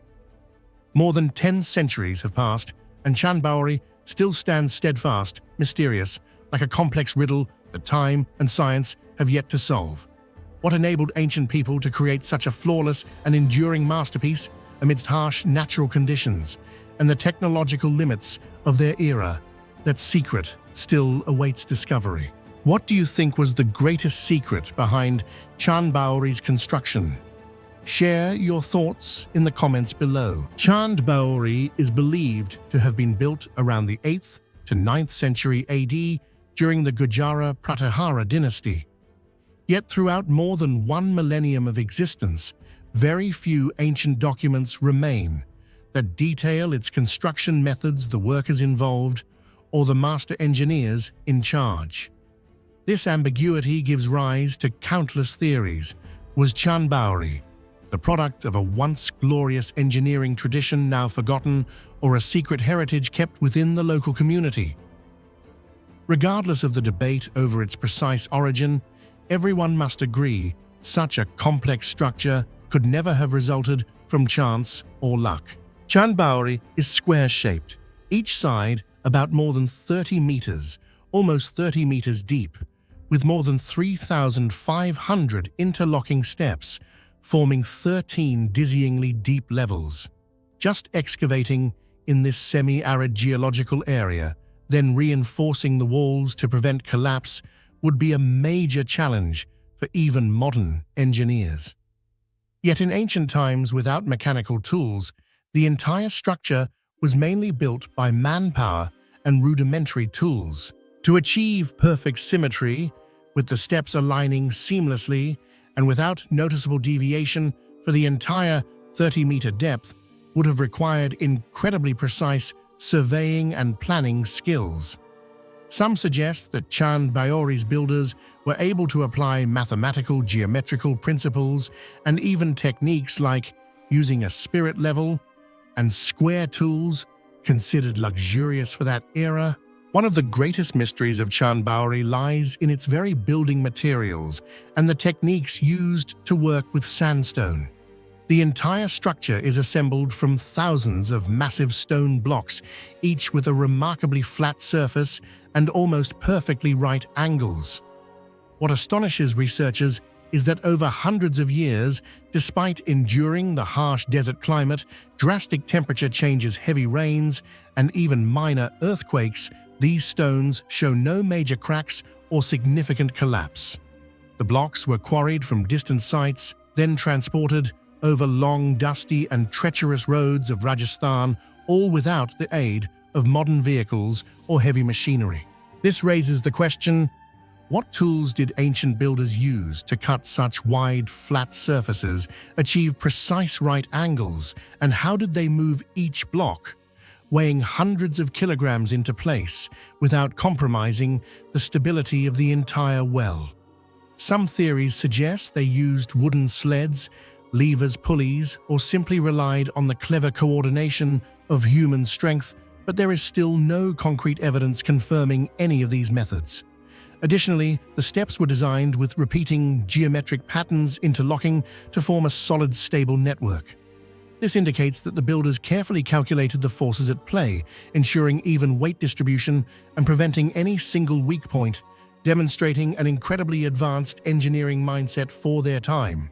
Another great mystery of Chand Baori lies in how ancient builders managed to dig nearly 30 meters deep into the ground without causing subsidence, even though the groundwater level in this area fluctuates seasonally, creating such a massive pit in semi-desert terrain, then reinforcing the well walls to prevent collapse, controlling water seepage, and protecting the foundation from erosion was an immense challenge. Some theories suggest that ancient people used rows of wooden piles, secondary walls, or natural waterproofing materials to strengthen the structure, but to this day, there is no concrete evidence confirming these methods. Even more astonishing, after hundreds of years, enduring floods, heavy rains, and minor earthquakes, the stone walls of Chand Baori rarely show cracks or signs of collapse, a clear testament to the extraordinary durability of ancient engineering that modern science still cannot fully explain. One particularly debated point is that many parts of Chand Baori seem not to use mortar to join the stones, relying only on weight precision cutting and tightly interlocked placement. This dry linking method allows the stepwell to naturally expand and contract with temperature changes without cracking, while also aiding water drainage during the rainy season. The question is, how did ancient people determine the optimal angles, balance points, and load-bearing spots using only observation and generational experience? It's very possible they applied principles of physics and geotechnics that we have only rediscovered in modern times. With the harsh desert climate, Chand Baori stands as a prime example of natural air conditioning. The well's depth creates a cold air layer at the bottom, keeping temperatures 5 to 6 degrees Celsius, cooler than the ground level. The thick walls insulate heat, while the step design allows for easy air circulation, cooling the living space for locals and protecting the structure from extreme weather. This is a sophisticated blend of architecture and microclimate knowledge, a pioneering green technology of the ancient world. Unfortunately, to this day, most of the tools, blueprints, or equipment used for building Chan Baori have either been lost or disappeared due to time and weather. All that remains are markings on the stones, sometimes strange symbols, measurement hints, or traces, suspected to be ancient survey tools. Some researchers rely on folklore to speculate about the construction techniques, but most of these are only hypotheses without solid physical evidence. Many locals claim Chan Baori was built by supernatural forces or by a demon overnight, explaining the structure's extraordinary nature. Modern scientists have presented many theories that the builders used giant bamboo scaffolding or perhaps a secret adhesive compound now washed away. Some ancient Indian technology experts believe Chan Baori's architects mastered spatial geometry, surveying by astronomy, and even used some form of marking ink for aligning the steps. However, no one has yet explained the entire step-by-step process for constructing such an inverted pyramid in the middle of the desert. Even without all the answers, Chan Baori has inspired countless architects, artists, and filmmakers worldwide. Its characteristic step structure has been replicated in modern buildings, from theaters and museums to public squares. Chan Baori even appeared in blockbuster movies like The Dark Knight Rises, a living testament to the allure of ancient architectural mysteries. Chan Baori is not just an ancient well, it is a technical marvel that challenges human intellect. Behind its symmetrical beauty are a series of unanswered questions. What was the real construction technology? What did the ancients rely on to measure, arrange, and interlock such massive stones? Are we underestimating the knowledge of civilizations that flourished thousands of years ago? These mysteries continue to spark curiosity, inspire future generations, and ensure Chan Baori remains a symbol of immortality in the history of human architecture. Beneath the Mediterranean sun, between golden dunes and ever-whispering silver waves, the ruins of Sabratha stand in silence, a great question posed to history itself. This was once the crossroads of ancient roads, a meeting place of civilizations where legends were woven and prosperity once blazed brilliantly. Yet like a miracle that suddenly vanished, Sabratha quietly faded into oblivion. Its radiant glory and the mystery of its ending still compel humanity to ask what truly happened to this city by the sea. What do you think happened to Sabratha? Why do you believe such a magnificent city vanished so suddenly? Let us know your thoughts in the comments below. Sabratha was founded by the Phoenicians in the 6th century BCE, serving as a trading outpost and a gateway between Africa's rich interior and the bustling economies of the Mediterranean. Its strategic location allowed the city to flourish rapidly. By the Roman era, it had evolved into a cosmopolitan hub, attracting merchants, craftsmen, and intellectuals from across the ancient world. The city's prosperity was built on trade, ivory gold slaves, precious woods, and exotic animals from Africa passed through Sabratha's busy port, destined for Rome and other great cities. Local industries, from olive oil and grain to pottery and textiles, thrived under the patronage of wealthy elites and imperial officials. This prosperity funded an extraordinary wave of construction, giving birth to grand temples, opulent bathhouses, and most famously, the magnificent Roman theater, an architectural marvel still standing today. What made Sabratha truly remarkable was its role as a melting pot. Over centuries, waves of influence washed over the city: Phoenician, Punic, Berber, Greek, Roman, Byzantine, and later Arab. Each left indelible marks in stone and spirit. The city's temples and public spaces bore the imprint of Punic deities and rites, yet Roman gods, Egyptian mysteries, and syncretic cults coexisted within its sacred precincts. Archaeological discoveries reveal a city where religious tolerance and hybridization were the norm. Inscriptions in Punic Latin and Greek, temples to Liber Pater, the Romanized Dionysus, Isis Serapis, mosaics and statuary, mixing Eastern and Western styles, and marketplaces where traders of every tongue haggled under the African sun. This unique cultural tapestry was both a source of strength and perhaps a seed of future vulnerability. At its zenith in the 2nd and 3rd centuries, CE Sabratha dazzled with monumental architecture. The Roman theatre, with its 3-tiered stage wall and sweeping semicircular seating, could hold thousands, a testament to both civic pride and artistic achievement. Public baths, richly decorated with marble and mosaics, reflected the city's embrace of Roman luxuries. Markets bustled, forums echoed with debates, and the harbor teemed with ships from every corner of the world. Sabratha's elite sponsored the arts, philosophy, and literature. The city minted its own coins and boasted a municipal council that administered both daily affairs and grand celebrations.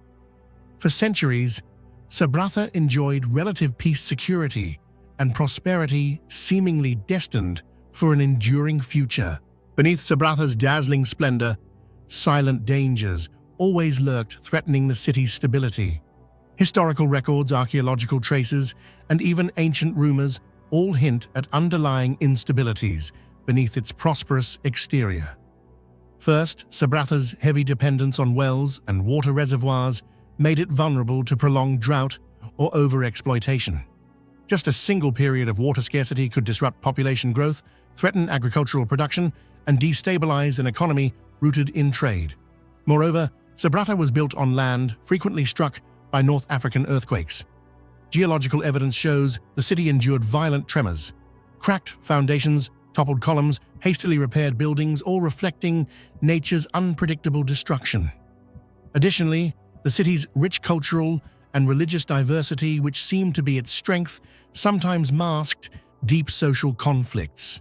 As Roman control tightened and Christianity gradually spread, the cracks between communities became even more apparent.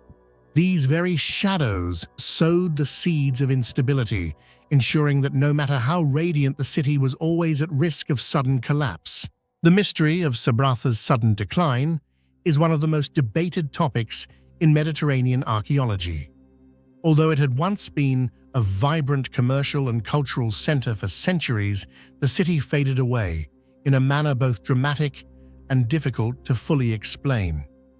The climax of its downfall came in the 5th century CE, when the Vandal armies swept down from the north across North Africa. Ancient sources describe scenes of violence, plunder, burning, and widespread massacre.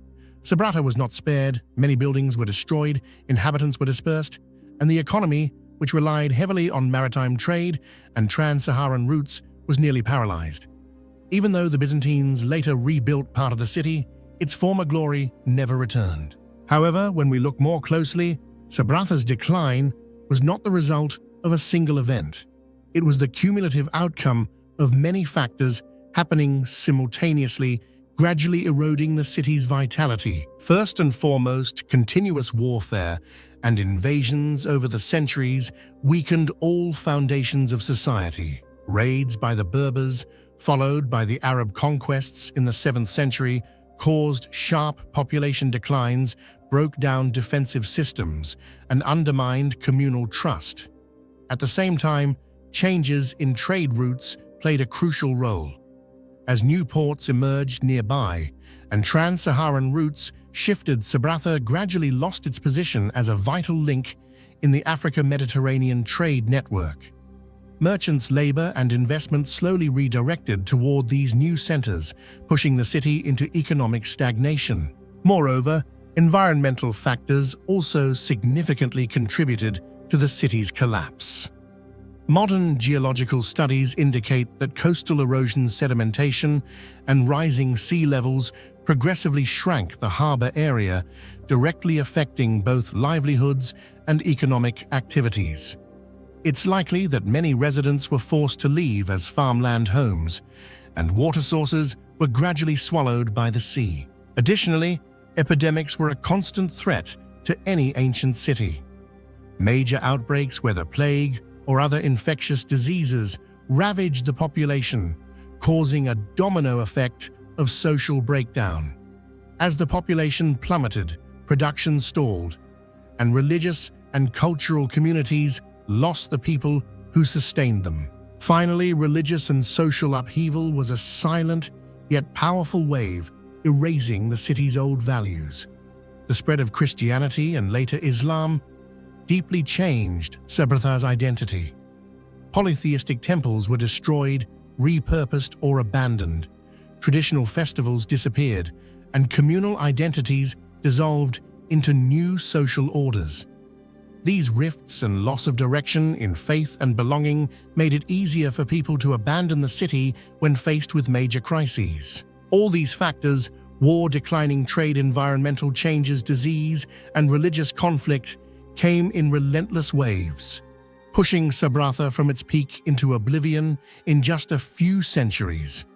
By the 7th century, its grand monuments remained only in silence, cloaked in sand and wind, marking the fall of a once glorious civilization that has become one of humanity's great mysteries.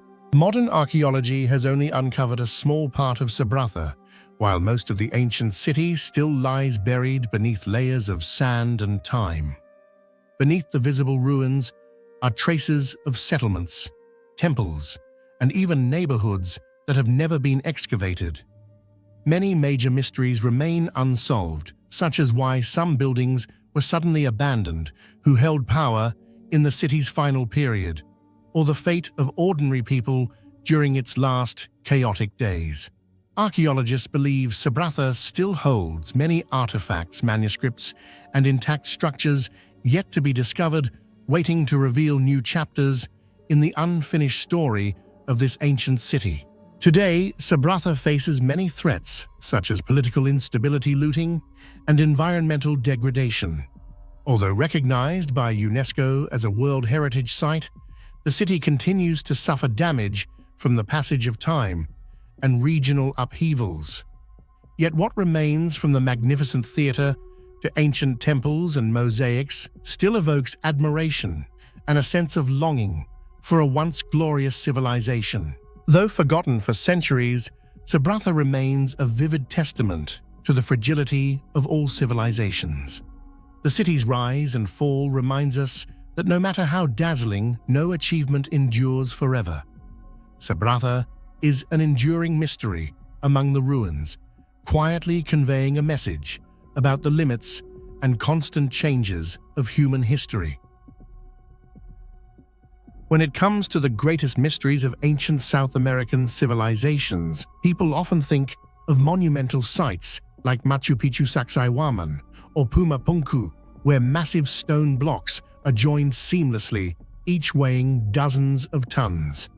However, few know that deep within the Andes, there exists a mysterious complex of stone platforms atop Mount Yana Urka, a place where the construction techniques of our ancestors continue to spark endless debate among modern scientists. These platforms are far from random arrangements of stone slabs.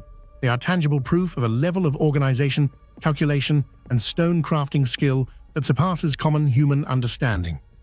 In particular, the structure and building techniques found here have thrust the archaeological community into ongoing controversy. How did ancient people with no steel and no modern machinery manage to create such sturdy constructions at such remote and perilous heights? What do you think? How did ancient people manage to build these massive stone platforms on top of Yana Urka? Was it pure human ingenuity, or could there be an even deeper mystery behind it? Share your thoughts in the comments below. Mount Yana Urka is situated in a secluded region of the Andes, surrounded by icy seas of clouds and towering mountain ranges.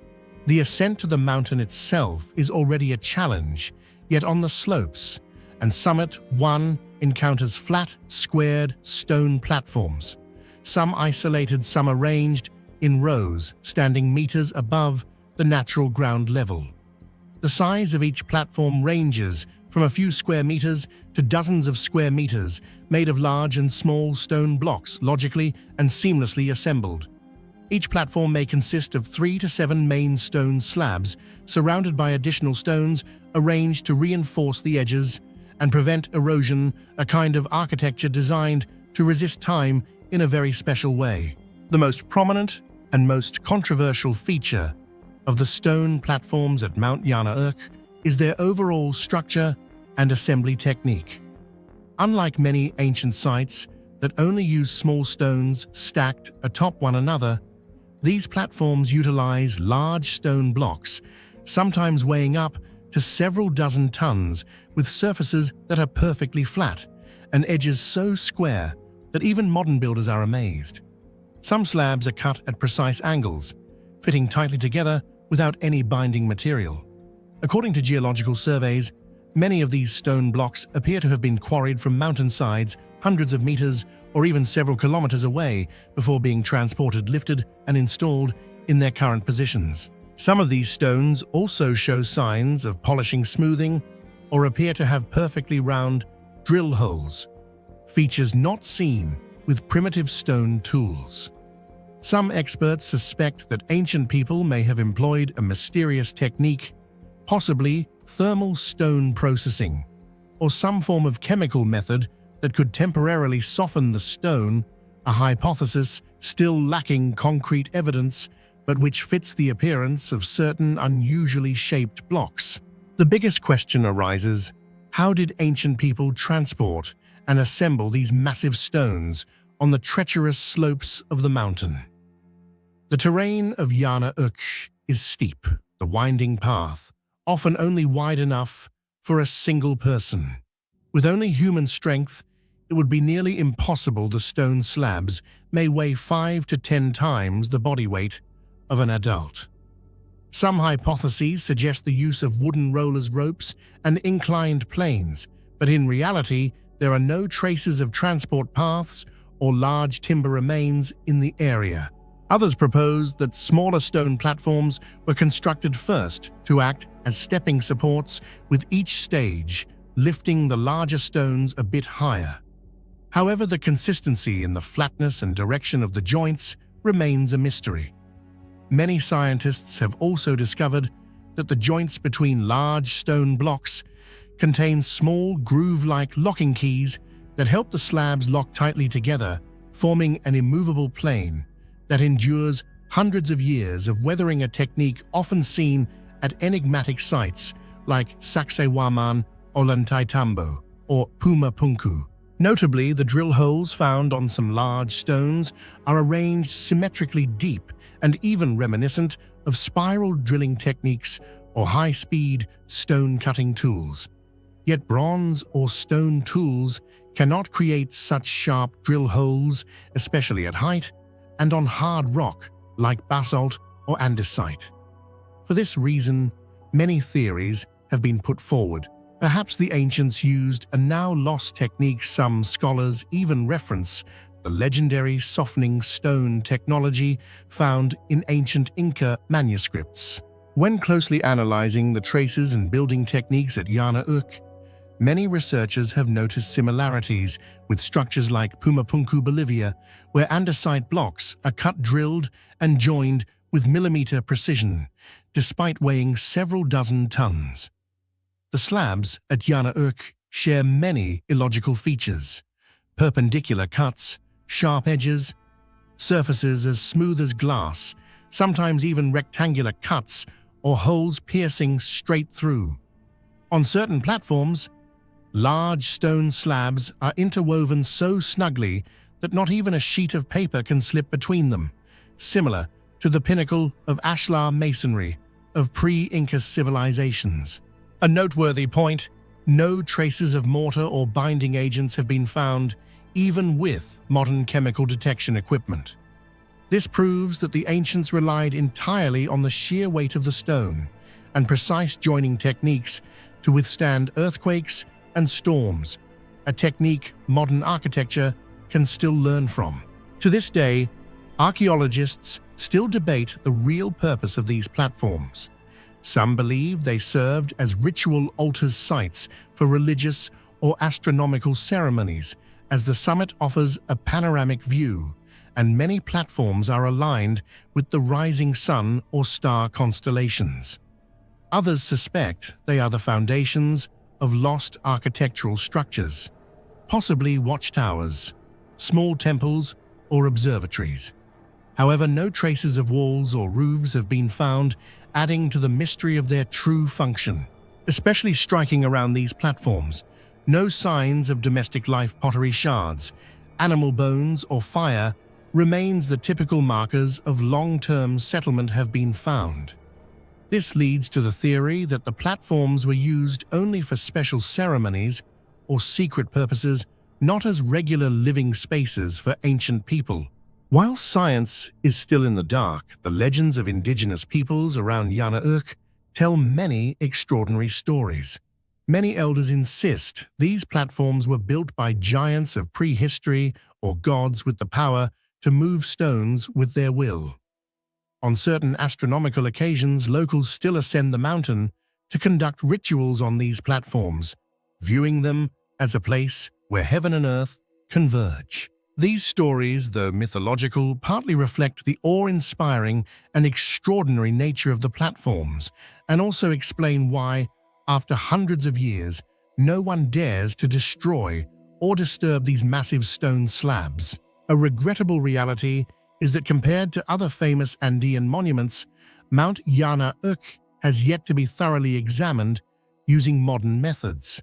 There are many reasons: the location is too remote, the terrain too perilous, a lack of funding, and the mindset that it's not attractive enough for major research investment. This neglect only shrouds the site's construction techniques in deeper mystery and opens the door to more fantastic hypotheses. Could this be the vestige of a pre-Inca civilization possessing advanced stone crafting skills that the modern world cannot replicate? Mount Yana Urka stone platforms is not only a forgotten wonder in the Andes, but also a monument to the intelligence and limitless creativity of ancient humanity. These enduring platforms, with their controversial construction techniques, stand as a silent challenge to time and all scientific prejudice, as if to say some mysteries are only for those brave enough to seek them. There are ancient monuments that remain major questions for humanity, not just because of their size or endurance, but because of secrets that have never been explained. Among them, the pharaohs of Alexandria shines as a legend not only for its towering height on the shore of the Mediterranean, but for its ability to produce a light that went far beyond the imagination of its own era. For more than 16 centuries, the Lighthouse of Alexandria did not just lead the way across the sea. It planted in the minds of later generations countless questions about its mysterious lighting mechanism, a puzzle that to this day no one has been able to fully solve. The pharaohs is not just a piece of architecture, but an eternal symbol of humanity's drive to overcome darkness and reach for the impossible. What do you think was the real secret behind the pharaohs' miraculous light? Share your thoughts in the comments below. At that time, the city of Alexandria was the greatest commercial, cultural, and intellectual center of the Mediterranean.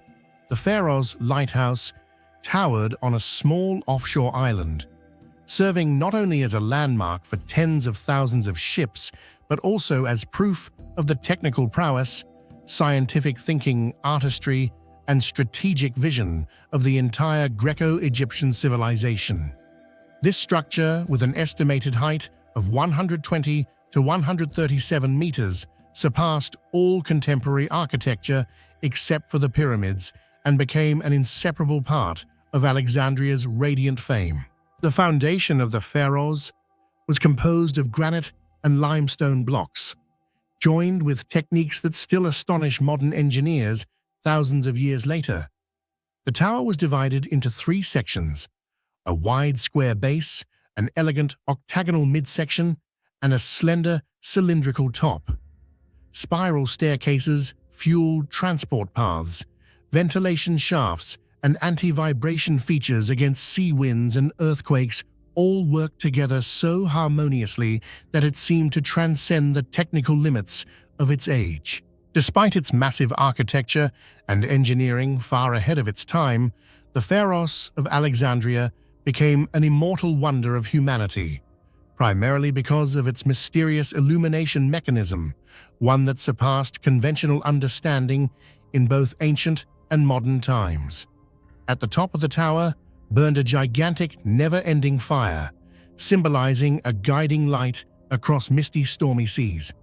According to ancient records, the fuel that kept this flame alive was not just wood, but also resin olive oil and even animal fats or special vegetable oil mixtures, all contributing to a powerful, enduring blaze that shone brightly day and night. The task of transporting hundreds of kilograms of fuel daily up the spiral stairways to the top of the lighthouse was a feat of organization and labor, reflecting the extraordinary determination of the ancients in their quest to maintain an eternal light. Yet the greatest mystery lies not only in the fire itself, but in the unexpected reach of its light, a phenomenon that continues to fuel debate among historians and modern scientists. Many Greek, Roman, and Arabic accounts mention a system of giant bronze mirrors installed at the summit of the tower, sometimes described as being made of silver or tin alloy, polished and shaped into parabolas or hemispheres to reflect, concentrate, and amplify the fire's light into a powerful beam directed out to sea. Some sources claim that on clear nights, the light from Pharos could be seen from over 50 kilometers away, an achievement far beyond any ordinary flame. If the metal polishing techniques of the ancient Egyptians and Greeks truly reached such sophistication, combined with the tower's unobstructed height and the reflective effect of the sea's surface, then the phenomenon of this amplified light becomes entirely plausible. However, to this day, there has never been any direct archaeological evidence proving the existence of these mirrors. At Pharos, no fragments, no physical traces. All references exist only in the form of description legends and ancient drawings, further thickening the shroud of mystery around the lighthouse. The lack of physical evidence has kept scholars debating: was the technique of making massive bronze mirrors with perfect flatness and reflectivity truly achieved in antiquity, or is it only legend? Some experts believe that joining many small mirrors together to form a large parabolic surface was technically possible based on evidence of bronze mirrors in Egyptian-Greek archaeology. There are even hypotheses about the use of primitive stone crystal or glass lenses similar to a modern Fresnel lens to focus the light. But so far, no such large lenses have been found from ancient Egypt. Perhaps the pharaohs' strange illumination mechanism was the result of several factors combined: an extremely strong fire, a sophisticated reflecting system, an ideal geographical location, and even the amplification effect of light across the sea, all working together to create a beacon wonder that was almost mythical to ancient sailors. For this reason, accounts of Pharos go beyond mere technical descriptions, spreading into the realm of legend and mystery. Many medieval Arabic and Mediterranean texts recount that the pharaohs' bronze mirrors could concentrate light into a heat weapon powerful enough to set enemy ships ablaze as they neared the harbor, a kind of ancient death ray reminiscent of the legend of Archimedes at Syracuse. Other stories claim that the mirror system allowed sentinels atop the tower to see beyond the horizon, detecting ships from afar even before the naked eye could spot them. Some medieval alchemists believed that the pharaohs was more than a lighthouse, that it secretly contained mysterious mechanisms, possibly a treasure trove of knowledge or artifacts connected to the power of light, protected by kings in utmost secrecy. Although these legends lack concrete evidence, they have helped make the Light of Pharos one of the greatest enigmas, at once real and imaginary, scientific and mythical, and to this day it remains a subject that fascinates and challenges generation after generation. The pharaoh's light not only helped ships avoid reefs, waves, and fog, but also served as a symbol of national power. Each night, that flame reminded every captain, merchant, and rival that Alexandria was a maritime superpower, a gateway to knowledge, commerce, culture, and authority. Pharos became the ever-shining heart of the city, tied to its glory, prosperity, and the pride of the Egyptian and Greek peoples. Although the pharaoh's light shone for more than 16 centuries, this wonder could not escape nature's harsh laws. Major earthquakes in the years 956, 1303, and 1323 gradually destroyed sections of the tower. By the 14th century, it had almost completely collapsed. Pharos' stones were reused in other fortresses. Its location, foundation, and even mechanical parts, like the bronze mirrors or stairways, have mostly been buried under the sea, and no excavation has found traces of the legendary illumination mechanism. Moreover, today's reconstructions cannot agree on the shapes, sizes, numbers, or placements of the mirrors or lenses, further intensifying the mystery of the light that once illuminated the entire Mediterranean. Though gone, Pharos remains an eternal symbol. The word Pharos became a generic term for lighthouse in English and dozens of European languages. The image of the Pharaoh's Tower is deeply etched in humanity's collective memory, inspiring architecture, art, literature, and even modern films. Today, scientists still debate Pharos' lighting technology. Architects reconstruct its models, and mystery lovers continue to search for traces beneath Alexandria's waters. But above all, the mysterious illumination mechanism, whether truly perfect or not, has become a symbol of humanity's desire to conquer darkness, challenge nature, and push the limits of knowledge. In the minds of people everywhere, the light of Pharos will continue to shine, leading us forward, just like the endless dream of enlightenment from the dawn of humanity. Deep in the subtropical region of Ajara, on the misty shores of the Black Sea, stands one of Eurasia's most enigmatic fortresses, the ancient fortress of Gonio. Not simply a relic of war, Gonio is a stone puzzle that has endured centuries of conquest, legend, and silence, yet still refuses to yield its deepest secrets. While much has been written about its historical roles, it is the fortress's military architecture, strikingly advanced for its age, that continues to puzzle archaeologists, military historians, and engineers to this day. What do you think is the greatest mystery of the Gonio fortress? Share your thoughts in the comments below. Gonio's origins are lost in a haze of myths and shifting empires. Locals point to ancient Greek legends claiming that the Argonauts landed here and that the tomb of Apsyrtus, the tragic brother of Medea, is buried beneath its stones. Yet archaeological evidence roots Gonio in the Roman period, its massive curtain walls and military layout dating to the 1st century AD, though likely built atop even older pre-Roman fortifications. Over the centuries, Romans, Byzantines, Ottomans, and local kingdoms all altered, expanded, or fought for this strategic stronghold. But with every layer of occupation, the original genius of its military design became ever more apparent.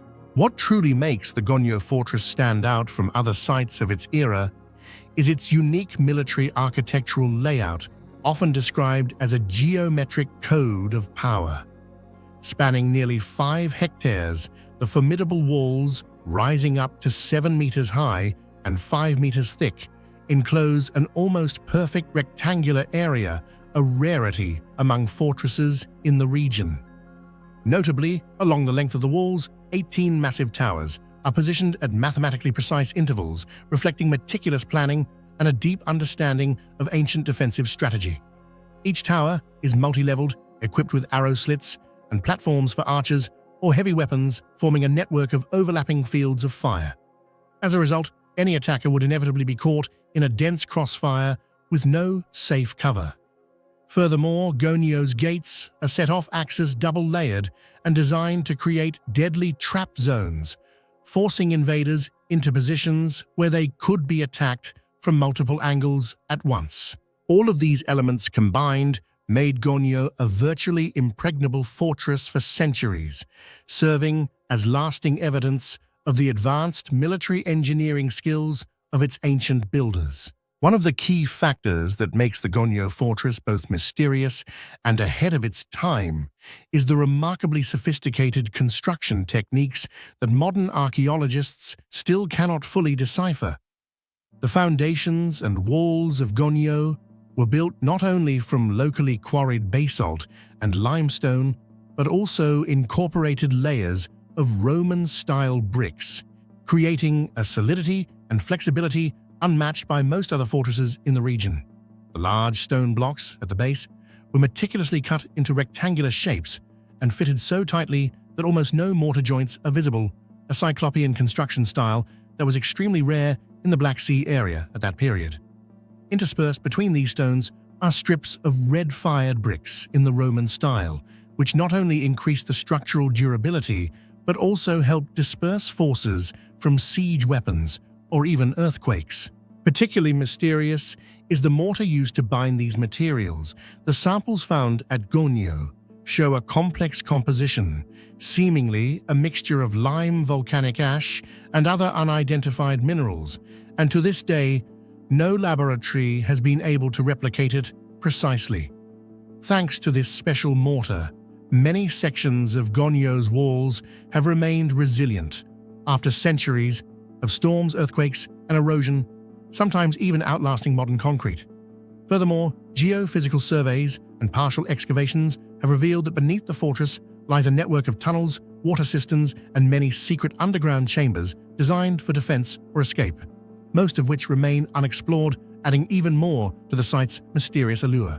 Unlike most fortresses of its era, with only a single line of defense, Gonio Fortress featured a remarkably complex system. Its spacious inner courtyard could support a large garrison through prolonged sieges, while cleverly positioned cisterns and wells provided secure, reliable water even when cut off from the outside. Archaeological traces also hint at secondary inner walls and elevated walkways, enabling rapid troop movement and reinforcement.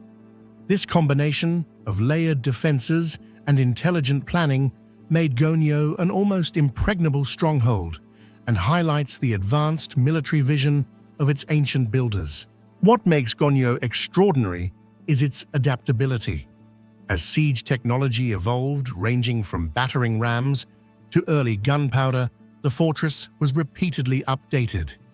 The Ottomans, for example, reinforced sections with earthworks to absorb cannon fire, while Byzantine additions are visible in reused stones and later mortars. Yet the core geometry and the most durable sections remain those of the original ancient engineers. A core mystery lingers: who first conceived this advanced military system? Some theories argue for master Roman military architects sent from the empire's heart to guard the vital coastal road and trade routes. Others suggest a blending of Roman Colchian and even older engineering traditions, perhaps knowledge passed from builders of the region's megalithic structures. There are carved marks and symbols on some stones which do not match Roman standards, fueling speculation that the original blueprint was even older, later perfected by the Romans. One of Gonio's greatest secrets may lie below its flagstones. The so-called Tomb of Apsyrtus, a legendary figure of the Argonaut myth, is said to rest here, and local tradition forbids its excavation for fear of disaster. Modern surveys suggest voids and chambers beneath, possibly containing ancient treasures, lost archives, or even weapons caches. Some believe that understanding the full architectural plan of Gonio requires entering these forbidden spaces, but so far, no one has dared. Today, the Gonio fortress is only partially excavated. Archaeologists continue to discover Roman coins, weapons, Byzantine jewelry, Ottoman ceramics, all testifying to the site's long multicultural history. Yet the greatest discoveries may be structural new findings in the wall construction, mortar analysis, or tunnel mapping could revolutionize our understanding of ancient engineering. Some military historians even argue that lessons from Gonio's geometry could be applied to modern defensive architecture.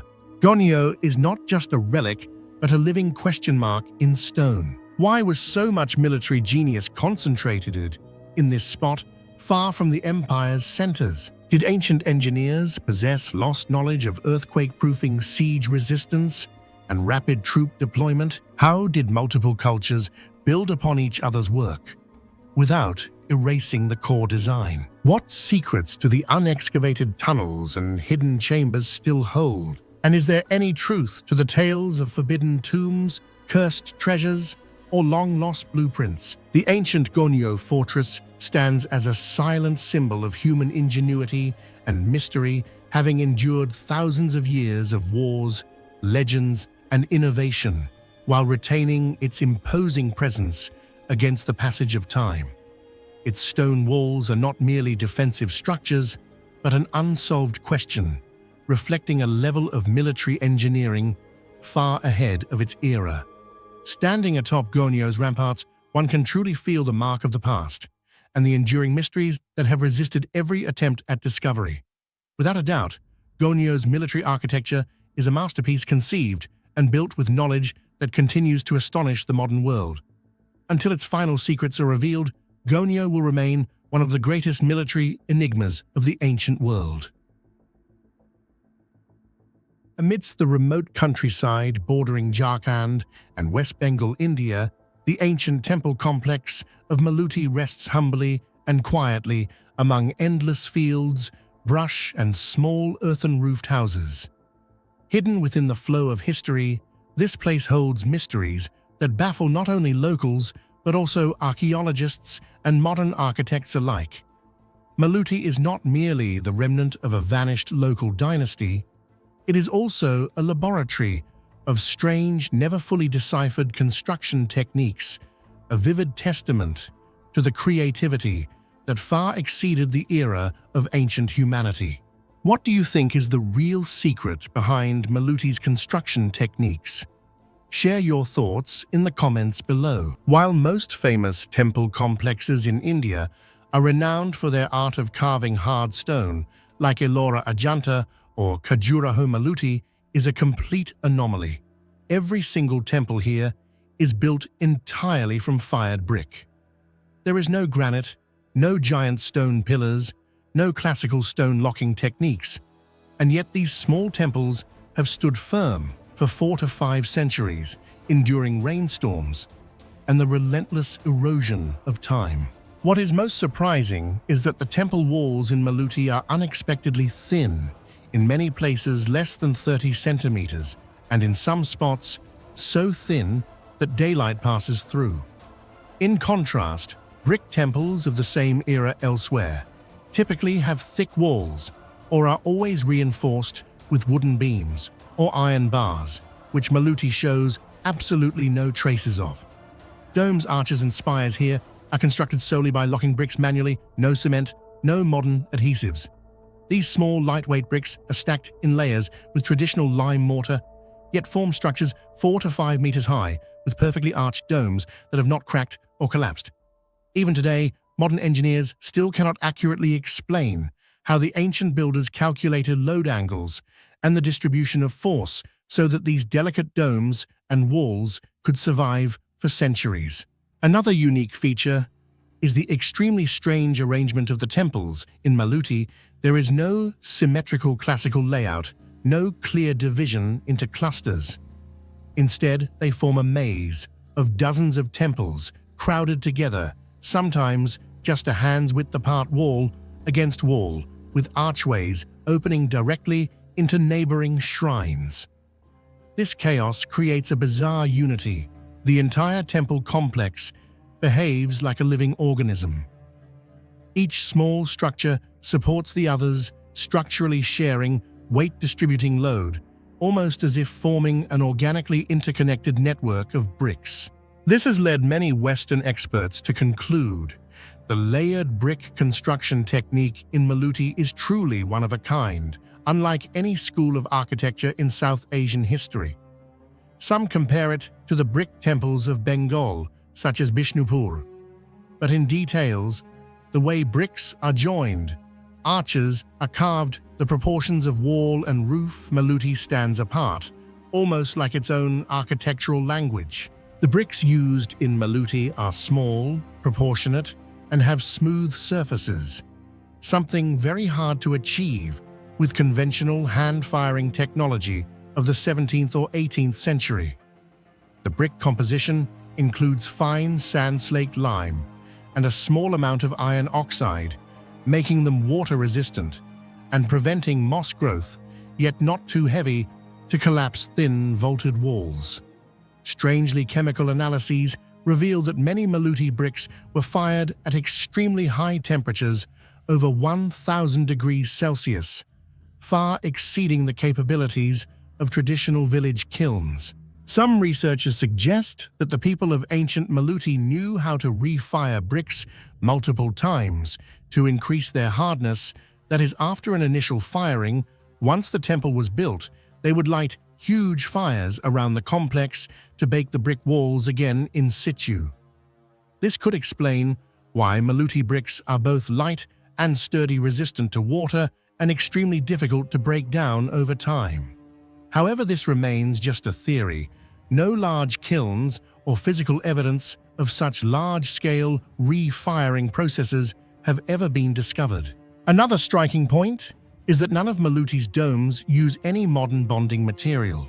No cement, no steel reinforcement, only traditional lime mortar mixed with clay and a bit of plant fiber. The soaring domes, some of which are twice as high as they are wide, challenge even the principles of force distribution that modern architects must calculate with care. Many experts have concluded that ancient Maluti builders possessed the secret of bricklaying by locking force. Each brick is beveled at a precise angle, fitted together to create a self-supporting arch that distributes the load evenly from the apex down to the walls. It is this locked arch brick technique that keeps the temples from collapsing, even though traditional mortar is highly susceptible to water erosion over time. In fact, some domes whose mortar has completely decayed still do not fall, proving that load-bearing relies primarily on brick locking, not on the bonding agent. Another astonishing aspect is that the art of brick sculpture in Maluti is incredibly detailed and sharp, with many reliefs only a few millimeters high, yet capturing vivid facial expressions, gestures, costumes, and weaponry. Such artwork could only be executed by highly skilled craftsmen with the brick in ideal condition, not too hard, not too brittle. There are even large bas-reliefs placed directly on curved domes composed of multiple small bricks yet perfectly continuous with no visible joints. The artistic themes on the temple walls are diverse battle scenes, dance rituals, everyday life, and even depictions of strange natural phenomena, lightning, total eclipses, floods. Many symbols are unlike mainstream Hindu tradition, instead blending local folk elements and even motifs reminiscent of Tibetan Buddhist art or Bengali legends. No one can explain why such a remote region would give rise to its own brick art school, harmoniously integrating many different cultures, demonstrating creativity that transcended mere provincialism. To this day, despite many research teams, both local and international, no one has fully deciphered how the Maluti builders mastered materials, calculated structures, and coordinated the construction of dozens of closely packed temples without collapse. Ancient documentation has been lost. Local legend merely speaks of a curse that required 108 temples to be built to protect the village, but gives no technical details. Perhaps the greatest mystery is that even when the temples are in disrepair with crumbling walls and decayed mortar, many domes still stand isolated without falling. Some temples remain in unstable position, disturbed leaning, but have not yet collapsed, even though a single heavy rainfall should have been enough to destroy them. Some conservationists believe only a tiny fraction of Maluti's construction secrets were ever passed down, while most were lost forever, along with the disappearance of the Bajbazanta lineage. Today, most of Maluti's temples are in a serious state of decay. Rain, seismic activity, material theft, and a lack of conservation funding have left many shrines in ruins. International conservation experts have warned, without urgent restoration plans, the entire museum of ancient brick construction technology will disappear within a few decades, taking with it mysteries never to be solved. The ruins of Maluti is not just an ancient temple complex in rural India. It is a challenging puzzle for modern science, how using primitive materials, manual techniques, and under constrained conditions could ancient people create structures both beautiful, durable, and complex. Was this once a crucible of technique for some special school of construction, then lost to history forever? Today, every brick, every dome, every carved pattern in Maluti still whispers the story of a small but remarkably creative civilization where the secrets of construction still await discovery by those passionate and persistent enough to seek them. If you stand in the middle of ancient Rome and look up, there will be a moment when you wonder, am I in Italy or in ancient Egypt, hidden among moss-covered city walls and the remnants of the Roman Empire? The Pyramid of Cestius appears like a paradox, a flawless geometric mass, so sharp and strange, it feels as though it was misplaced in the heart of this city. Not a dome, not a typical column, but a pure white pyramid rising straight into the Italian sky, defying every architectural convention and belief of the Romans. For more than 2 millennia, this pyramid has stood as both a bold statement and an unsolved riddle. Who built it? Why choose such a mysterious shape? And more importantly, how did they complete this hybrid marvel with such controversial techniques, leaving later generations endlessly debating and marveling? What do you think was the real reason behind building such a mysterious pyramid in Rome? Share your thoughts in the comments below. Completed around 1812 BCE, during the tumultuous transition from Roman Republic to Empire, the Pyramid of Cestius is utterly unique in the Roman landscape. While the ancient world was no stranger to monumental tombs, Rome's funerary architecture followed very different conventions: mausoleums, tumuli, or grand columbaria, never pyramids. The only other pyramids ever reported in Rome vanished without a trace. Today, Cestius Pyramid stands alone, its marble sides gleaming incongruously against the city's ancient walls. The pyramid was commissioned by Gaius Cestius Epulo, a wealthy and influential magistrate and member of the Epulones, a religious order responsible for organizing public feasts. That he chose to immortalize himself in a style borrowed wholesale from Egypt is remarkable in itself. But how did a monument so alien to Roman tradition come to rise in the very heart of the city? The late 1st century BCE saw a wave of fascination with Egypt sweep through Rome. After the conquest of Egypt by Octavian, the future Augustus in 30 BCE, Egyptian obelisks, statues and motifs became fashionable, adorning gardens and public spaces. Yet building an actual pyramid was an audacious act, suggesting not only personal vanity, but a deliberate attempt to channel Egyptian ideas about death, eternity, and the afterlife. Some historians argue Cestius's pyramid was an ultimate status symbol, a bid to set himself apart from his peers, to borrow the mystical aura of Egypt and proclaim his power, sophistication, and even his aspirations to immortality. But there are deeper mysteries for the pyramid's design and execution pose questions that go far beyond fashion or ego. Unlike the sprawling, elaborately decorated tombs of Rome's elites, the Pyramid of Cestius is austerely minimalist. Inside a single small burial chamber, unadorned except for faint traces of frescoes, lies encased deep within the stone. There are no vast halls, no carved narratives, no statues. The lack of inscriptional detail inside has left scholars grasping at shadows. Why did Cestius opt for such a severe, even secretive tomb? The construction techniques of the Pyramid of Cestius have long been a source of major controversy among archaeologists and historians of ancient engineering. The first astonishing detail comes right from the white marble inscription on the monument itself.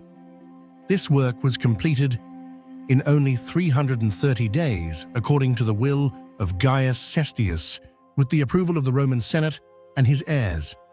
Although ancient Rome was renowned for the speed of its public works thanks to its militarized organization, the feat of erecting a pyramid 36 meters high, with each side over 30 meters long and clad entirely in valuable Carrara marble in less than a year, still defies the imagination even for modern experts. To create such a solid structure, with sharp geometric lines, the Romans applied some very special engineering solutions. The core of the pyramid was made from Roman concrete opus caementicum, a unique mix of lime volcanic ash water and stone aggregate famed for its exceptionally strong bonding and durability over millennia. This core was then surrounded by layers of large bricks meticulously arranged for total structural stability. The outermost layer consisted of bright white Carrara marble, each slab up to half a meter thick, cut, polished and fitted with remarkable precision to form a perfectly flat surface, showing no visible gaps between the pieces. The use of such precious material as Carrara marble also strongly reflects the ambition for power and eternity of the individual who commissioned this tomb.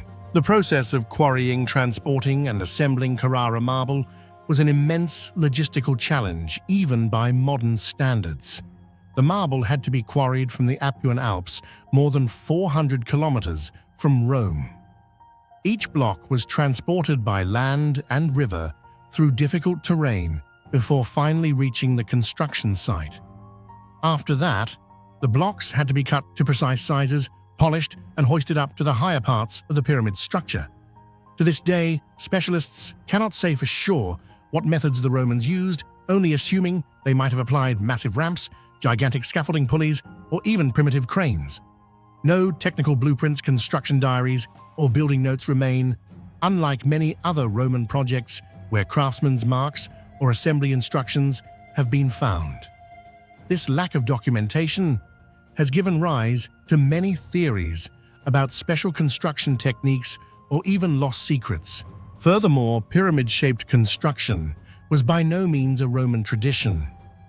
The Romans were famous for their domes, aqueducts, and theaters, but rarely built sharply angled load-bearing structures like pyramids.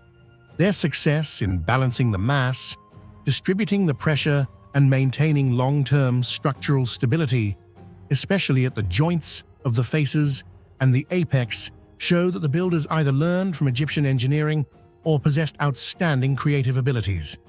Some scholars believe there was likely involvement from Egyptian or Hellenized engineers and craftsmen who could have appeared in Rome after Egypt was annexed into the empire.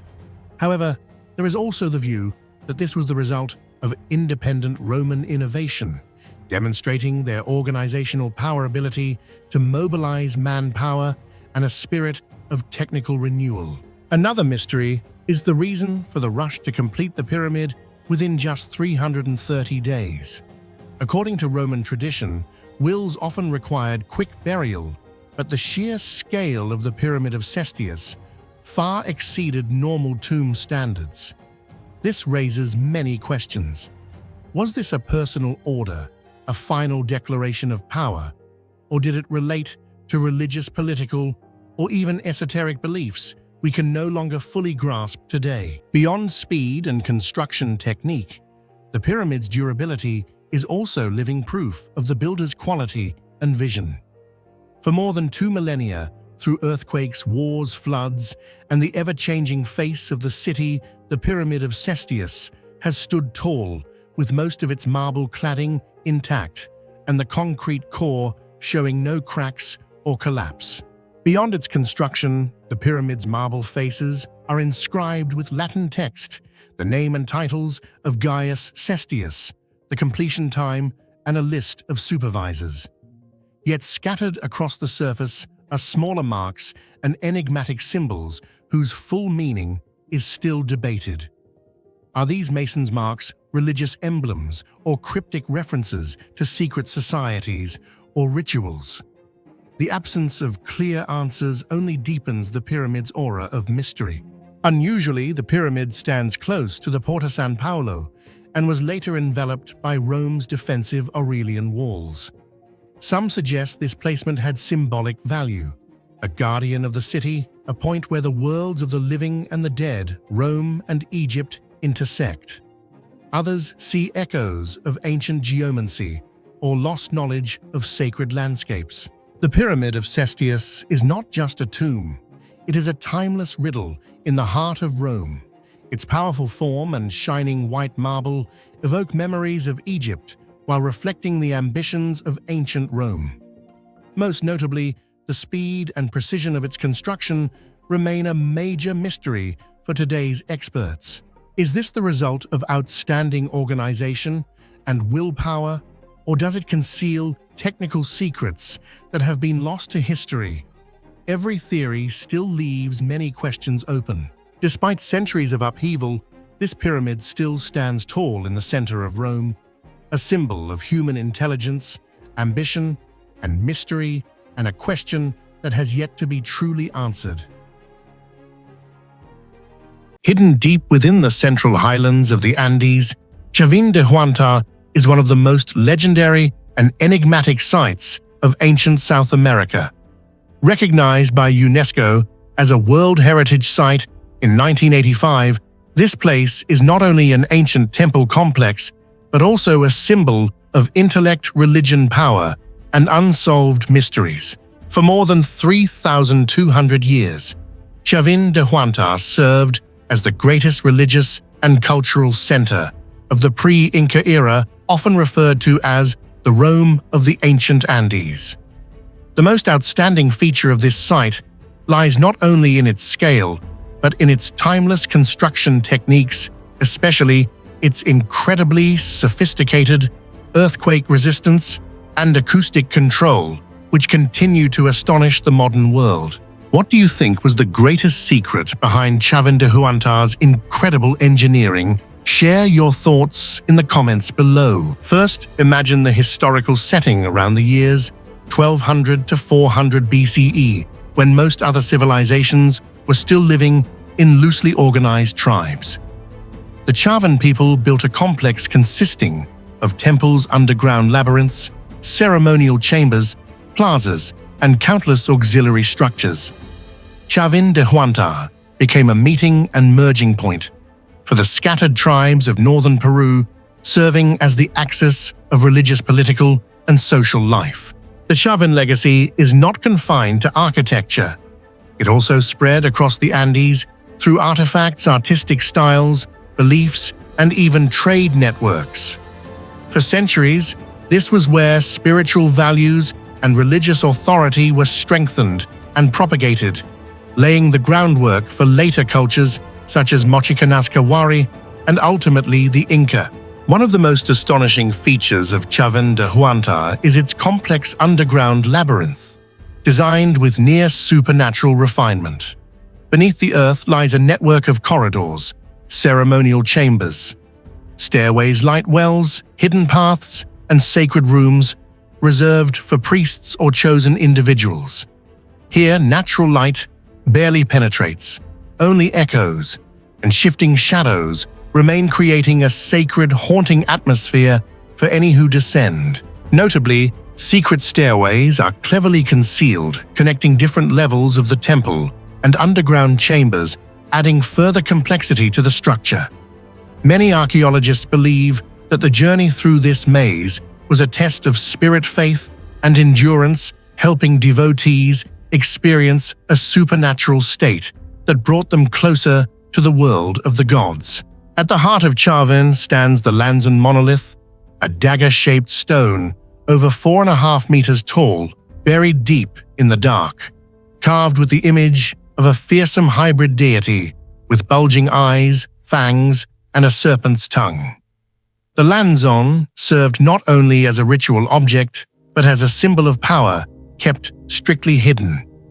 Only those deemed purified could behold it, hinting at initiatory or esoteric rituals unknown to later generations. Alongside the Lanzon are dozens of Cabezas Clavas stone heads with distorted faces, protruding tongues, and sharp teeth, adding to Chavin's aura of mystery. Some theories suggest these symbolize ancestral spirits, or serve as warnings of supernatural powers dwelling within the temple complex. Archaeological evidence shows that Chavin de Huantar was a crossroads for many Andean cultures. Ceramics, figurines, jewelry, even foodstuffs, and marine fossils from hundreds of kilometers away have been found here. Especially remarkable are the spondylus seashells, native only to distant coasts, which appear abundantly at Chavin, proving the site's wide-ranging trade connections and religious influence across regions. One of the key factors that make Chavin de Huantar so remarkable, mysterious, and timeless is its construction techniques, which far surpassed the level of its era, and even today's modern science has yet to fully explain them. This archaeological center is not simply an ancient temple complex. It also serves as a natural laboratory for sustainable architectural solutions, withstanding natural disasters and creating extraordinary acoustic effects imbued with spiritual significance.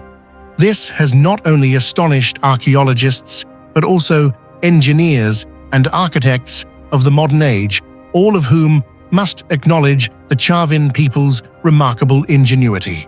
Right from the stage of material arrangement, the Chavin demonstrated extraordinary skill. Every stone block in Chavin de Huantar was fitted together with incredible precision, without using any binding mortar. Stones, large and small, were crafted using mortise and tenon joints, meaning the blocks interlocked tightly with one another, allowing the entire structure to flex and adapt to seismic activity. When tremors occurred, the stones could shift gently in all directions, absorbing energy and greatly reducing the risk of collapse before locking themselves back into place thanks to their natural locking system.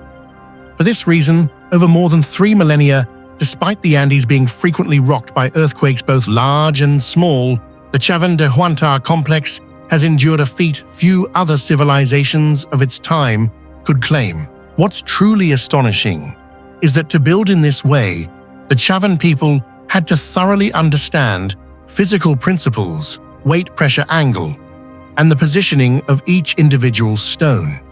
They were also knowledgeable about geology, selecting the right type of stone for each part of the structure according to its properties. Compared to Europe at the same time, this level of expertise was extraordinary. Most Western civilizations were still building mainly with earthwood or crude stone walls held together by basic mortar. Their mastery didn't stop at mechanics. The Chavin paid close attention to environmental control inside their underground rooms and corridors. Despite the Mosna River's damp and rainy climate, Chavin de Huantar maintained stable, comfortable humidity thanks to an exceptionally sophisticated ventilation and drainage system. They bored small holes, created water channels, and built hidden vents within walls and ceilings, enabling air to circulate continuously, preventing mold and protecting the stone from decay. Notably, many secret passages weren't intended for people, but were designed to regulate airflow, like a natural air conditioning system, keeping the entire complex dry and resilient over the centuries. Another mystery that makes Chavin de Huantar a laboratory of acoustics for humanity is its ability to create and control magical sound effects within enclosed spaces.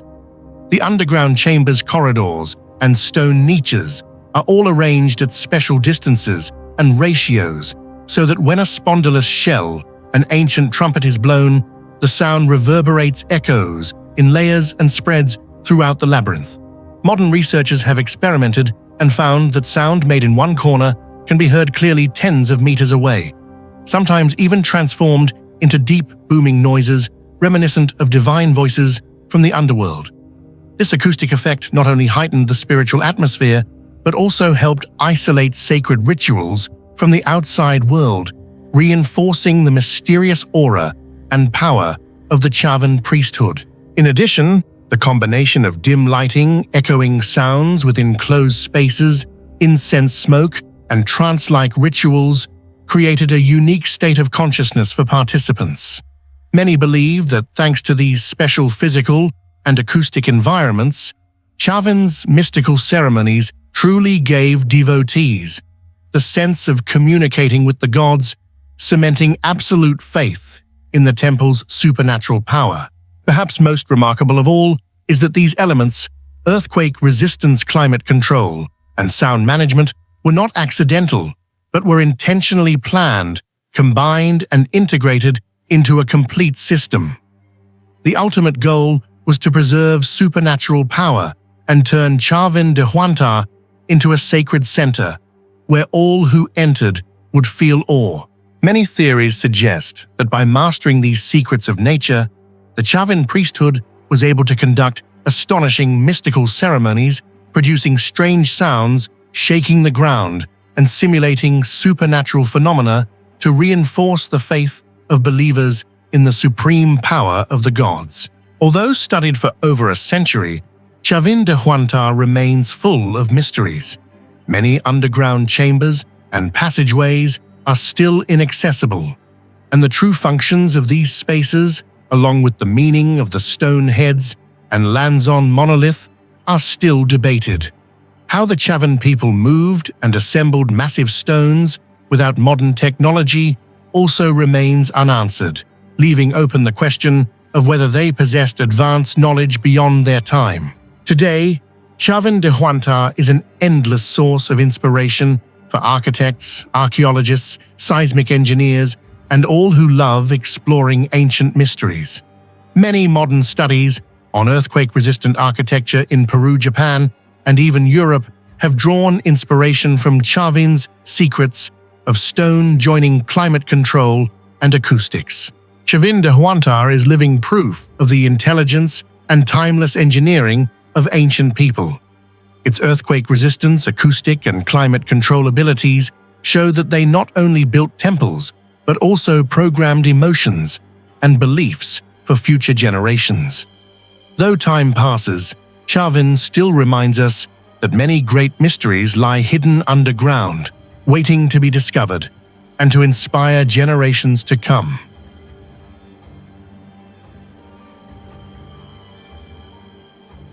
Hidden beneath the silent sands of Tanis, the tomb of the Silver Pharaoh remains one of the greatest yet least-known archaeological marvels of ancient Egypt.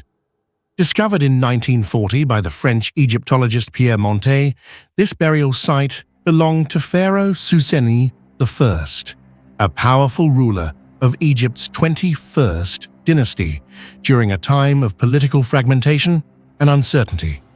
Unlike the more famous golden treasures of Tutankhamun, the tomb of Susens I dazzled the world with an unexpected radiance: silver, a metal rarer and more precious than gold in the Nile Valley. Yet the true wonder of this tomb lies not just in its shimmering artifacts, but in the level of artistry and technical mastery that its treasures reveal craftsmanship so advanced and mysterious that it still challenges modern scholars. What do you think about the incredible artistry and mysterious techniques behind the Silver Pharaoh's tomb? Do you believe ancient craftsmen knew secrets that we've lost today? Share your thoughts in the comments below. While the tomb of Tutankhamun has captivated the world's imagination, the Silver Pharaoh's burial site was in many ways an even more spectacular find. When Pierre Montet and his team uncovered the tomb at Tanis, they were astonished to find it almost completely intact, a rarity in Egypt where most royal graves had been looted centuries earlier. This preservation was largely due to the city's location in the Nile Delta and the layers of mud and silt that had hidden its secrets for millennia. Yet the timing of the discovery at the onset of World War II meant that news of this unprecedented find was quickly eclipsed by global events. As a result, the tomb of the Silver Pharaoh and its astonishing artifacts remained in the shadows, appreciated primarily by experts rather than the wider public. Ironically, this only deepened the tomb's aura of mystery. The choice of silver for the pharaoh's coffin and funerary mask was more than a display of wealth. It was a deliberate, symbolic statement. In ancient Egypt, silver was exceedingly rare. Unlike gold, which could be mined in Nubia, silver had to be imported, making it even more precious. The association of silver with the moon purity and the afterlife added spiritual significance.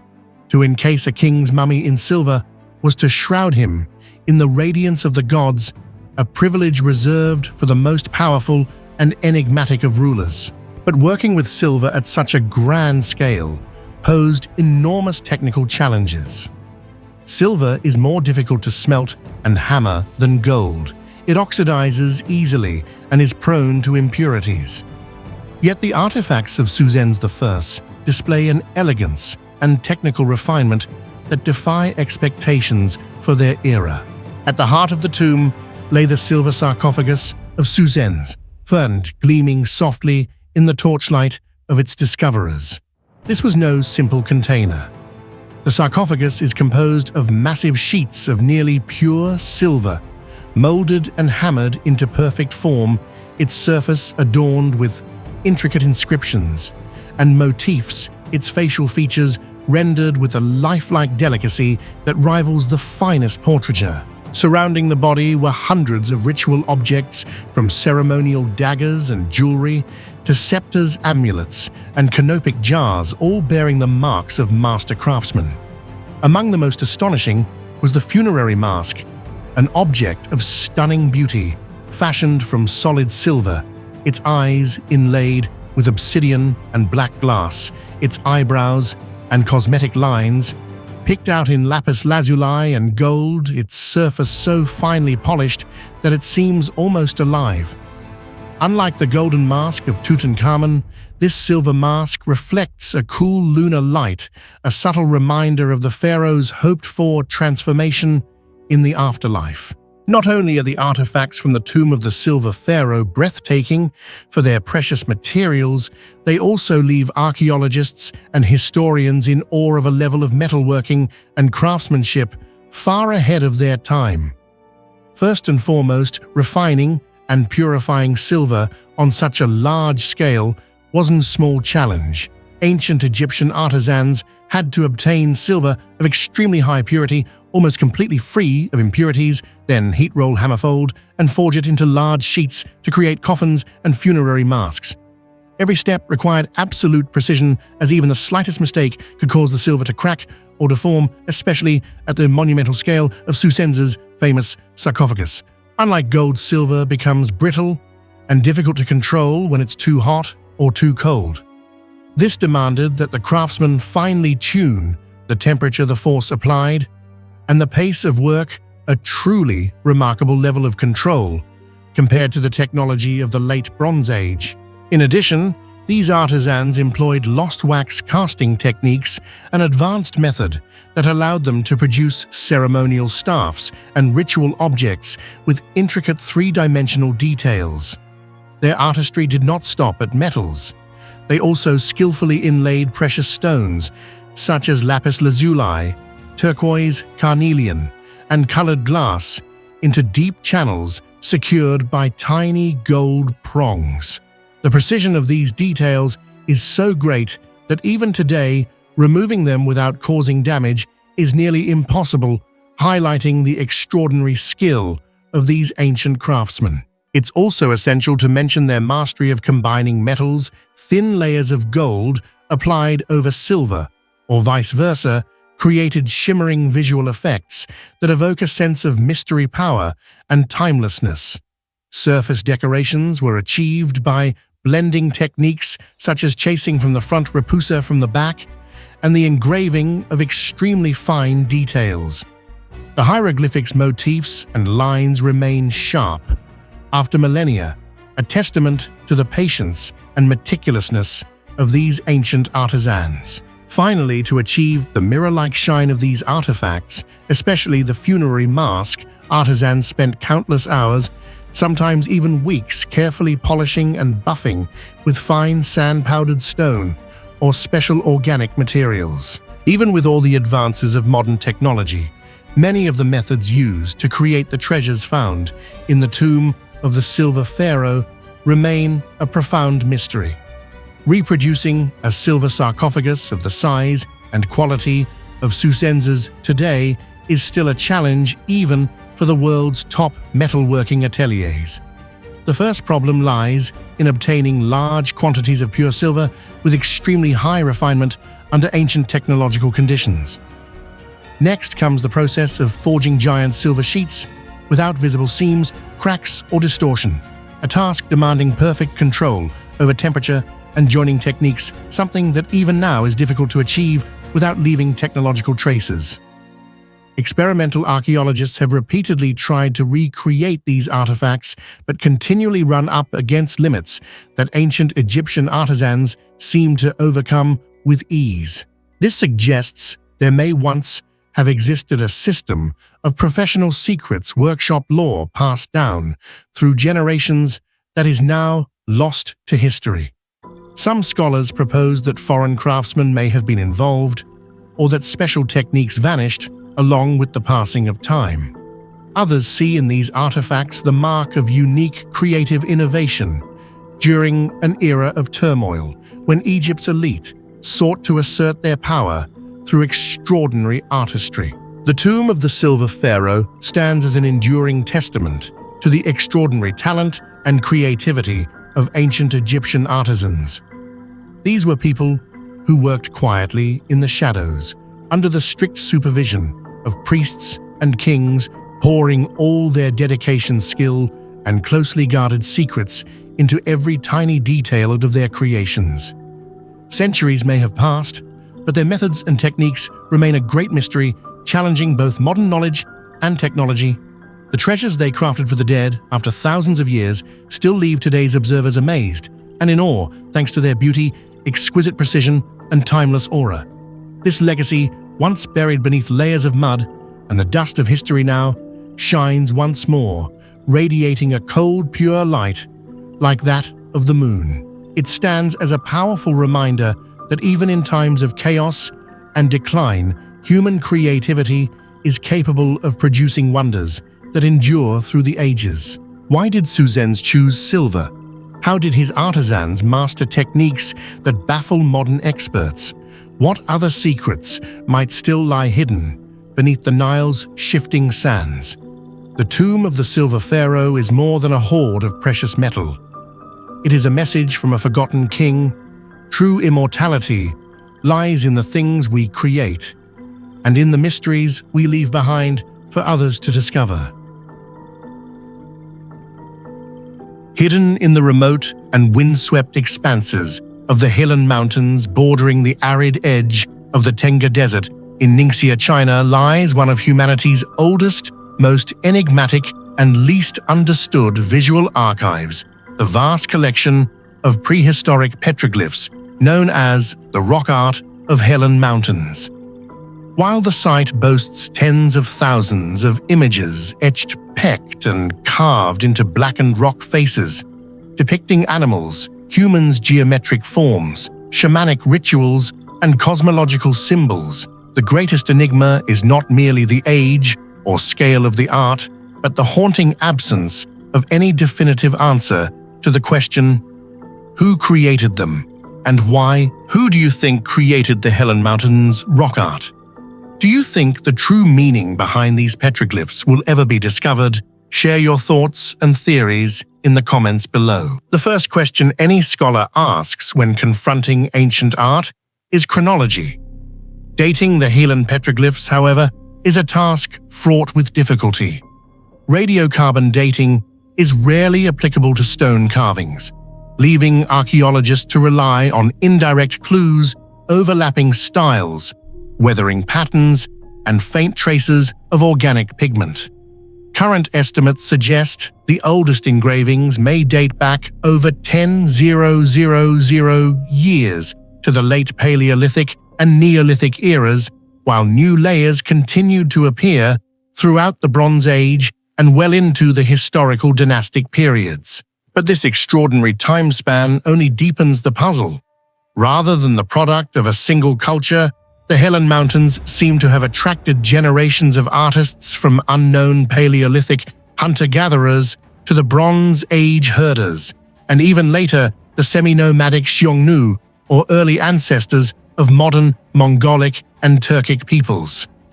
Yet the identities of these creators remain as shadowy as the desert silhouettes at dusk. Unlike the painted caves of Lascaux, where archaeologists can sometimes tie handprints or stylistic conventions to particular Upper Paleolithic cultures, the Halen petroglyphs present no written names, no mythic tales, no clan markings.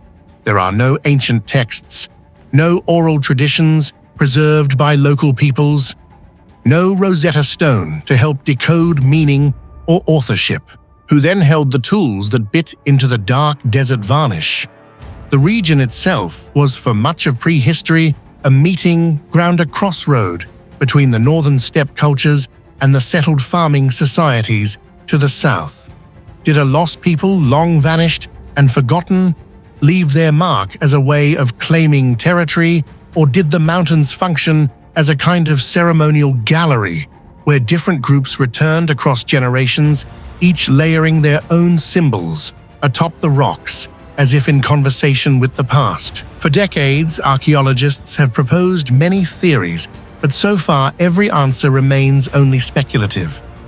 Many researchers believe that the simplest animal carvings and primitive geometric lines may have belonged to prehistoric hunter-gatherers who lived in this region tens of thousands of years ago, back when the valleys were lush, filled with wildlife and fresh water. However, no other material traces of these people have been found, and their identities and cultures remain an enduring mystery. Moving into the Bronze Age, there are numerous carvings depicting domesticated horses, chariots, archers, and large hunting scenes, subjects associated with the rise of Eurasian steppe cultures such as the Xiongnu or Scythians. Could Halen have once been a sacred land where nomadic tribes gathered for seasonal rituals? Although the animal style of some carvings is quite similar to nomadic art, there is still no direct evidence to confirm such a connection. Another theory focuses on figures wearing masks, horned headdresses, or striking unusual poses, features typical of early shamanic rituals. Perhaps some works in Halen are records of mystical experiences or ceremonies performed by shamans who served as intermediaries between humans and the spirit world. Even more remarkable, there are spiral motifs, stars, and mysterious machine-like symbols that do not resemble any art in Eurasian history, leading to speculation about a lost civilization with a visual language and ideology never seen before, leaving behind only silent symbols that challenge future generations. Complicating the search for authorship is the remarkable diversity of the Halen rock art. On a single cliff face, one might find crude stick figure hunters from the Neolithic, interlaced with later, more sophisticated images of horsemen and shamanic rites. Some motifs recur across centuries, spiral sun's warriors, while others appear only once, with no clear precedent or echo. This palimpsest of images suggests not a single moment of artistic creation, but a continuum of human presence, with each culture reinterpreting the mountain's meaning to suit their own needs. But in this layering, the original context is lost. Our newer carvings, homage to the old acts of conquest or attempts at communication with ancestral spirits, the truth may never be known. The Helen region's harsh environment, now dry and bleak, but once far greener, has always been a zone of movement. For millennia, waves of nomads passed through, driven by shifting climate war and the perennial search for pasture and water. Chinese chronicles mention the Xiongnu, the Qiang, the Yuezhi, the Huns, and dozens of lesser-known tribes, each leaving only traces in legend and rumor.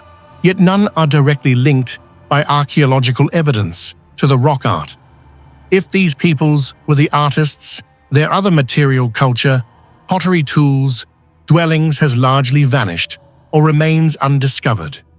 The possibility remains that the Halen petroglyphs are the last stubborn footprints of entire civilizations lost to memory, silent testimonies to societies that rose, flourished, and disappeared, leaving behind only stone. Without clear cultural context, the symbols carved into the Halen Mountains remain an open book with missing pages. Spirals, grid stars, and hybrid beings stare out at us across a gulf of millennia, their meanings shrouded in ambiguity.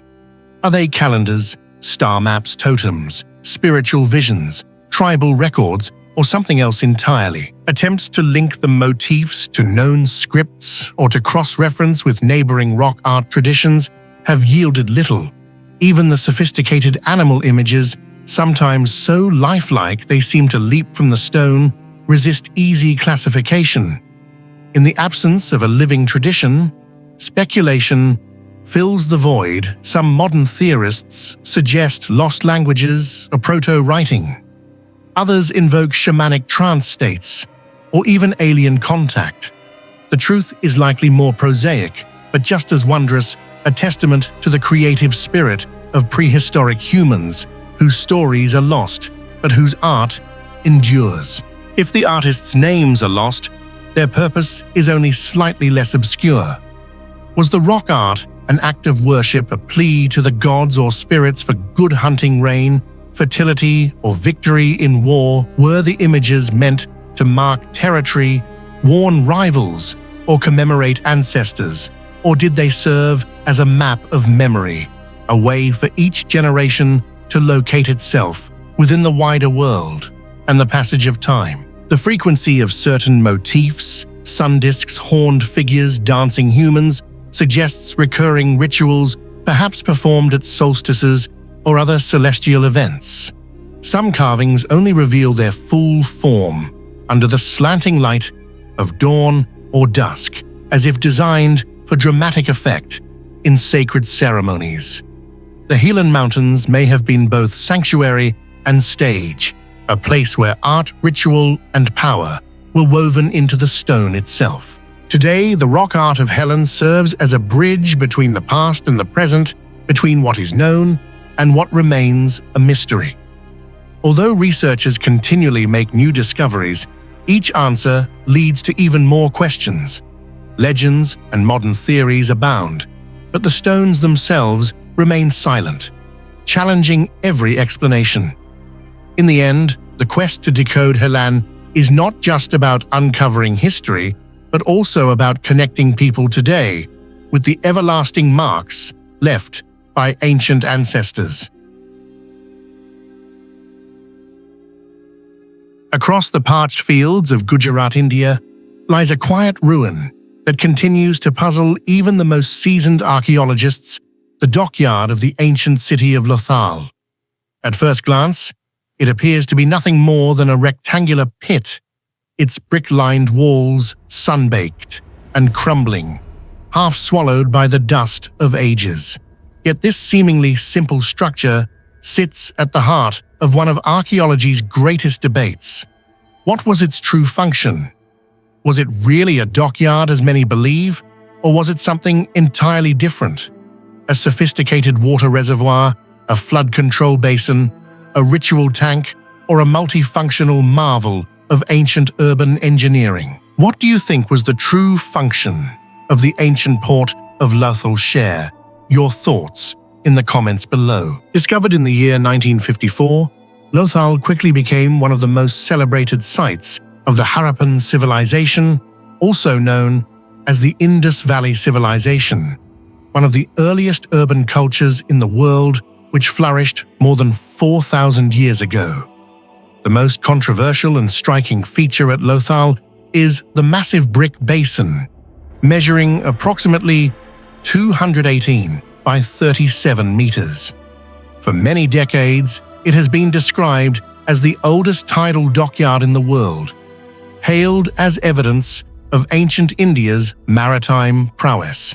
Yet, as with all great mysteries, the deeper we dig, the more questions arise. One of the most prominent and widely accepted theories about the port of Lothal is that it was indeed a true maritime dock, serving as a central hub for trade in the Harappan civilization. From the very first excavations, archaeologists envisioned this massive brick basin as the place where ancient ships would dock, coming and going flexibly according to the tides.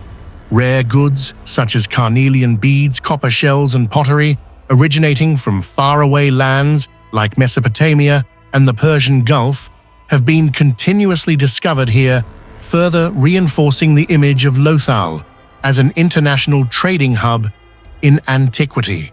Beyond the artifacts, the structure itself demonstrates exceptional technical investment. The sluice gate systems and sturdy brick walls were specially designed to withstand the forces of the tides, along with an ancient canal that once connected the dock to the Sabratha River. These factors have led many to believe that Lothal was, in fact, the world's first truly modern artificial seaport, a testament to the organizational and engineering sophistication of the Harappan people. However, doubt quickly arose when crucial traces of maritime activity could not be found. No ship anchors or ancient hulls have ever been discovered. The shape and depth of the basin, when reconstructed, seem unsuitable for large ships. The connecting canal appears shallow, and the dockyard often separated from water for most of the year due to silting or seasonal changes. Some geologists even argue that even at its height, the river's water level would only have allowed the smallest of boats to reach the basin. Furthermore, the layers of mud and clay at the bottom reveal signs of frequent flooding and stagnant water conditions far from ideal for mooring vessels. This evidence opened the way for new debates and alternative hypotheses. If the Lothal dockyard was not actually built for ships, then what purpose did it serve? Over the decades, numerous theories have emerged, each attracting both supporters and critics.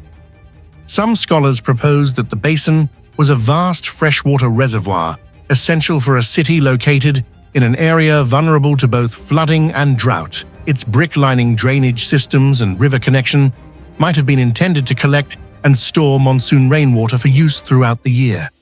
However, this theory raises further questions. Why were such complex sluice gates necessary if the structure wasn't intended for ships? And why construct the reservoir so close to the river, increasing the risk of contamination during floods? Others suggest the basin functioned as a flood control buffer, channeling excess river water away from the settlement during the monsoon season, or acting as a protective barrier against sudden inundation. While the system of gates would support this hypothesis, it does not readily explain the existence of nearby warehouses or the discovery of numerous trade artifacts. Another interpretation is more symbolic, proposing that the basin served as a ritual or ceremonial tank for grand religious ceremonies, purification rites, or communal gatherings, much like the stepwells and sacred tanks that became central to social and spiritual life in later Indian history. Finally, an increasingly accepted idea among modern researchers is that Lothal's basin may have served multiple functions throughout its existence, at times supporting commerce and boat traffic, at other times acting as a reservoir or community space. This adaptability would be in keeping with the pragmatic and resourceful approach to urban planning seen throughout the Harappan civilization, whose people lived in a land shaped by unpredictable monsoons and shifting rivers. Archaeological excavations at Lothal have revealed many intriguing clues, but just as many contradictions, that continue to challenge researchers. The site's proximity to the Gulf of Kambat and the abundance of non-local materials strongly suggest bustling trade activity. Yet there are no remains of docks, stone anchors, or ancient boats, only indirect hints, such as warehouses, bead workshops, and imported goods. The sophisticated network of channels, sluice gates, and expertly crafted brickwork demonstrates advanced hydraulic knowledge, but similar systems have been found in other Harappan reservoirs, not just at ports. Analysis of sediment layers reveals that the basin experienced numerous periods of heavy flooding and frequent siltation, making continuous use as a functional seaport virtually impossible. This raises further questions. Was the dockyard built only for specific seasons or occasional ship traffic, or did its purpose shift as the river itself changed course? While the basin is well integrated with streets, drains, and nearby warehouses, evidence of careful urban planning, none of this definitively confirms its original intended function, leaving the true purpose of Lothal's dockyard an enduring puzzle. The debate over Lothal's dockyard embodies both the thrill of discovery and the agony of uncertainty in archaeology. Scientific advances, sediment coring, remote sensing, hydrological modeling bring new insights, but also highlight ambiguity. Every few years, new research rekindles the controversy using novel methods to support or refute the dockyard theory. Was Lothal truly an international gateway where ships from afar docked, or have we misunderstood the stones? And the truth is that this city endlessly wrestled with unruly waters. Part of Lothal's allure lies in the very absence of a definite answer. The Harappan civilization left no readable texts, no journals, no technical instructions. All that remains is the silent testimony of bricks and earth left for posterity to interpret. In this silence, human imagination soars. For India, Lothal is not just an academic topic, it is a symbol of ancient wisdom, a potential link to a golden age of global commerce now lost. For scholars, it is a lesson in humility. Sometimes even the greatest achievements may forever lack a simple explanation. Recent studies using satellite imagery and digital terrain modeling have only deepened the complexity. Shifting river courses, earthquakes, and changing sea levels may have radically altered the landscape around Lothal compared to its heyday.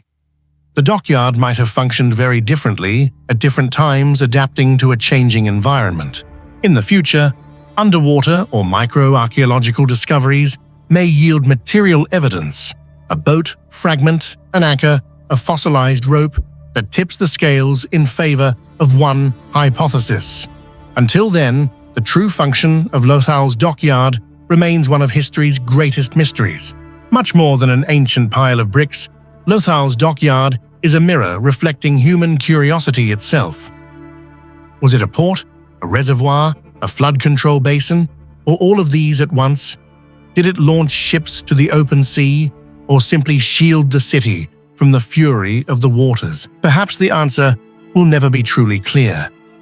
But in this quiet ambiguity, the dockyard continues to spark debate, curiosity, and awe, a testament to the enduring mysteries at the heart of the world's ancient civilizations. When it comes to the most controversial archaeological mysteries of the 20th century, the name Glazelle tablets will always stand out, not only because the number of artifacts discovered reaches into the hundreds, but also due to the strange and perplexing characters inscribed on clay bone and stone tablets in the tiny village of Glazelle, France. These characters have challenged every effort at decipherment by linguists, archaeologists, and historians for nearly a century, so that even today, Glazelle remains a genuine riddle with no clear solution. Let us delve deeper into the story of Glazelle, where the mysterious script is at the center of every debate and enigma. What do you think the symbols on the Glazelle tablets really are? A lost writing system, a religious code, or just a strange coincidence of history? Share your thoughts in the comments below. Everything began on a spring day in 1924, when a young boy named Emile Fradin and his grandfather were working the fields and accidentally discovered an underground chamber filled with strange artifacts. What seemed at first to be a trivial event quickly became a focal point of attention when archaeologists were invited to Glazelle and found there more than 300 inscribed tablets, along with countless ceramic, stone, bone, and jewelry items, all apparently belonging to a culture never before known in Europe. From the very beginning, the strange script carved into the tablets astonished researchers and also ignited debates that have lasted for decades. The heart of the Glazelle mystery lies precisely in the script engraved on these tablets. They do not exactly resemble any known writing system, whether it be Egyptian hieroglyphs, Sumerian, Phoenician, ancient Celtic, or Nordic runes. On closer inspection, the Glazelle signs display both curves and angles, circles and squares, totemic motifs, sun-like images, animals, and what looks like a complete script, yet entirely isolated from all previously known linguistic systems. Top linguists from France, England, Germany, and even the former Soviet Union have all tried to crack the code of these characters. They have applied every conceivable method, from comparative linguistics and searching for connections to known ancient scripts to decryption algorithms based on character frequency. At certain times, the academic community even believed they were on the verge of a discovery that could change our understanding of European history. If Glazelle possessed a complete writing system, it would mean that a prehistoric civilization once existed here, with a script independent from the great cultural centers of the world. Yet all these efforts led to dead ends. The strangeness of the Glazelle characters is not only in their shapes, but also in their distribution. They appear without clear order, mixing abstract symbols, geometric forms, and motifs, imitating animals and plants. Even lengthy inscribed tablets cannot be read according to any syllabic or grammatical rules akin to ancient Egyptian, Sumerian, Linear A, Linear B, or Phoenician scripts. Some linguists theorize that the Glazelle signs might be a rudimentary phonetic or ideographic code, or perhaps a religious cipher used in secret rituals, known only to a handful of individuals in the ancient community. Others suggest that these signs are the legacy of proto-writing, a pre-writing phase, where symbols were mainly used to note events, mark ownership, or convey spiritual ideas. However, no phonetic, grammatical, or internal logical evidence has been strong enough to validate these theories. This very unsolvable mystery has made Glazelle an obsession for linguists. Hundreds of scientific articles, international conferences, and even specialized books have been dedicated solely to the study of this script. Yet the final result is still zero. Faced with the unsolved mystery of the Glazelle script, countless theories have been proposed, each offering a different perspective on the past. Many researchers believe these tablets may be the legacy of a prehistoric civilization, entirely unknown until now. If true Glazelle could hold the key to decoding a hidden history of Europe, where writing once existed in parallel with such brilliant civilizations as Mesopotamia, Egypt, or ancient India. Other scholars notice recurring symbols of the sun, moon, and sacred animals within the script repeated, like incantations suggesting a coded religious or magical system reserved only for ancient priests or shamans. In contrast, there are also opinions that this is merely an artificial script, fabricated in modern times with the aim of deceiving archaeologists or serving some private agenda. Yet all of these theories remain speculative, as no one has been able to demonstrate a clear enough connection between the Glazelle characters and any known writing system in the world. The inability to read the script has increased the aura of mystery surrounding the Glazelle archaeological site. Should these signs ever be decoded, they could revolutionize our understanding of prehistoric European history and the global distribution of ancient writing centers. However, as long as the key remains unknown, everything about Glazelle is enveloped in scholarly fog. No one dares to claim anything for certain. This mystery is also the reason Glazelle has become an international battleground for nearly a century. Some scholars have dubbed Glazelle the Trojan horse of archaeology, for it carries within it the potential to overturn entrenched academic paradigms. Or perhaps it is just an exceptionally clever hoax of the era. Since the 1930s, generations of scholars have tirelessly tried to decipher the Glazelle script using a wide range of modern interdisciplinary methods. They have analyzed the frequency of each symbol in hopes of uncovering hidden phonetic or syntactic rules, and compared Glazelle characters to dozens of ancient scripts from Asia, the Middle East, the Mediterranean, and the Americas, yet found no convincing similarities. Advanced technologies such as spectroscopy and chemical analysis of soil and artifact materials have also been employed to determine origins and rule out forgery. However, every result has met with skepticism or has been rejected due to lack of definitive evidence and the inability to independently verify findings. Thus, Glazelle remains an unconquered challenge in the archaeological world. From the perspective of symbolism and art, many experts observe that the characters on the Glazelle tablets are rich in geometric forms, such as circles, spirals, and slashes, sometimes combined with animal figures like cattle, horses, and fish, along with distinctive astronomical symbols. The repetition of these motifs strongly evokes the art of pre-Celtic cultures, or even earlier, such as Neolithic sites in Europe. Some theories suggest that these are not simply part of a complete writing system, but could represent a code meant to express a worldview or convey profound religious and philosophical concepts of an ancient community. As a result, many modern archaeologists believe that the study of Glazelle should be approached interdisciplinarily, combining archaeology, linguistics, religious studies, and art history in order to fully unlock the true value of these enigmatic characters. With the development of artificial intelligence, big data analysis, and modern imaging technology, there is hope that one day the Glazelle script will be read. If that happens, the history of European civilization may be rewritten from the beginning as a culture existed here parallel to or even before Egypt and Mesopotamia, something no one ever expected. Until that day comes, the clay tablets of Glazelle will continue to rest quietly, challenging all decipherment efforts as a haunting reminder of the dark corners of human history yet to be fully understood. The Glazelle tablets are not just ordinary archaeological finds. They are also a symbol of the limits of modern knowledge when confronting the past.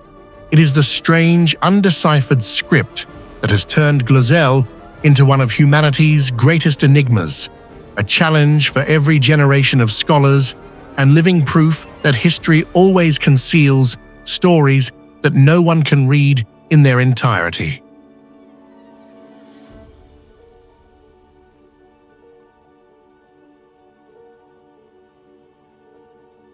Rising abruptly from the rolling landscape of Antioquia, Colombia, the rock of Guatap del Penol commands not only the horizon, but also the imagination of all who encounter its monolithic form.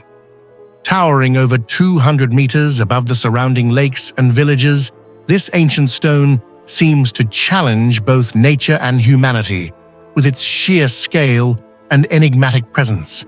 Yet among all its astonishing features, none have inspired as much wonder, debate, and legend as the hidden stairs and improbable zigzagging path, snaking its way up a gigantic natural fissure, seemingly splitting the stone in two. To climb these stairs is to ascend not just a rock, but a puzzle that has haunted generations. Who built this stairway? Why was it hidden in the rock's core? And what secrets does it guard? What do you think were the hidden stairs of the Rock of Guatap just a feat of modern engineering? Or do they conceal an even older mystery? Share your thoughts in the comments below. The Rock of Guatap is not just another geological curiosity. Its origin lies in the heart of Earth's tumultuous past. A gigantic granite monolith thrust up by tectonic forces hundreds of millions of years ago. For centuries, the indigenous Tahami people regarded it with awe, naming it Mojara, and telling tales of powerful spirits residing within. Early Spanish explorers too found themselves unable to conquer its summit, stopped short by its smooth, nearly vertical walls, and the dizzying height. The rock was considered unclimbable. Its top was a forbidden world, hidden from all but the condors that soared above. But in the 20th century, human ingenuity and stubbornness converged to challenge this natural fortress. Yet the real story, the legend, the debate, and the controversy begins not with the conquest of the summit, but with the creation of the hidden stairs, a marvel of construction shrouded in secrets and unresolved questions. Unlike most mountain stairways, the ascent up the rock of Guatap is not boldly visible from afar. Instead, it is tucked within a massive natural crevice, one that slices the monolith almost perfectly in two, from base to summit.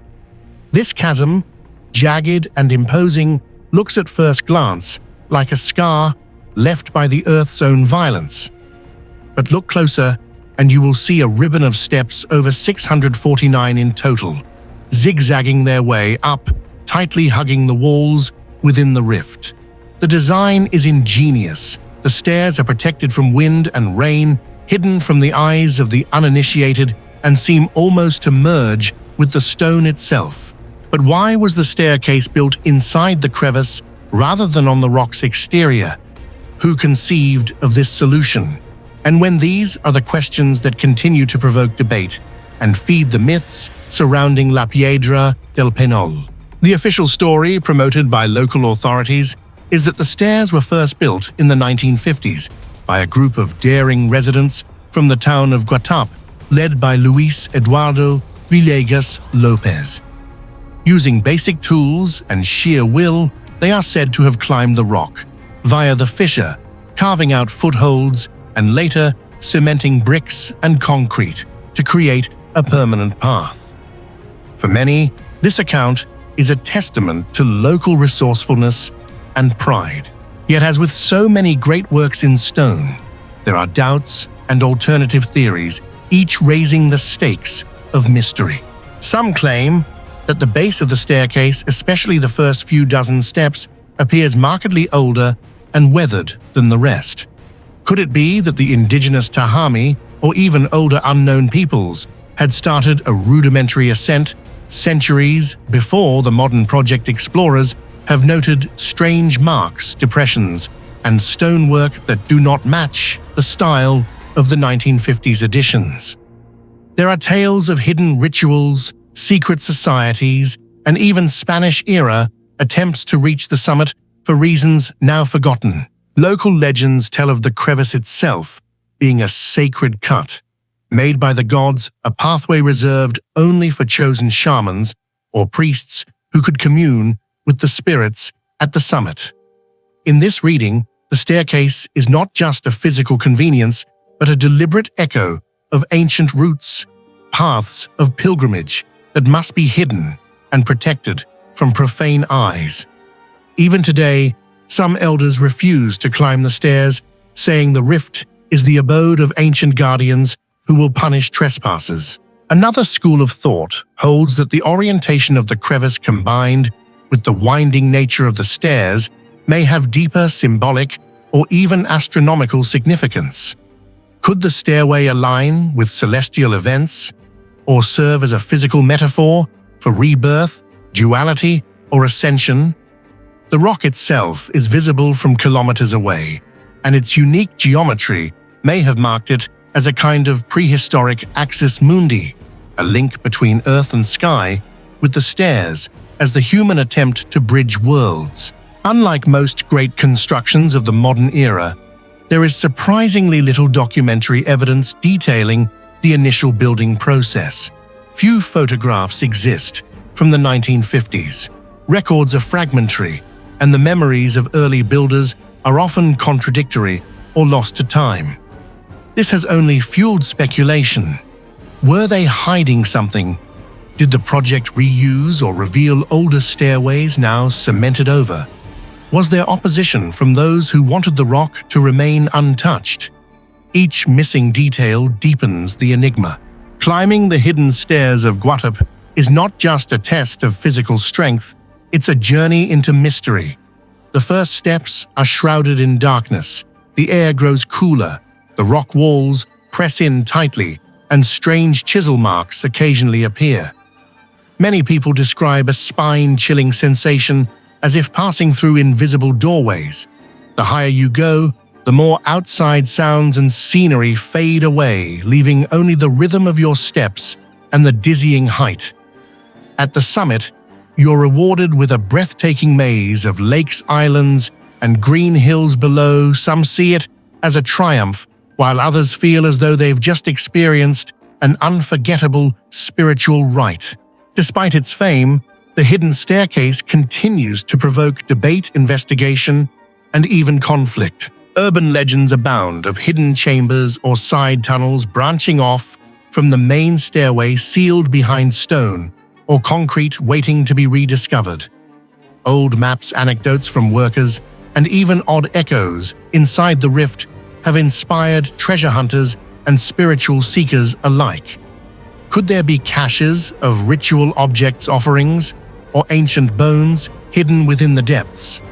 So far, no such discoveries have been confirmed, but the very possibility ensures that the stairs remain an object of fascination.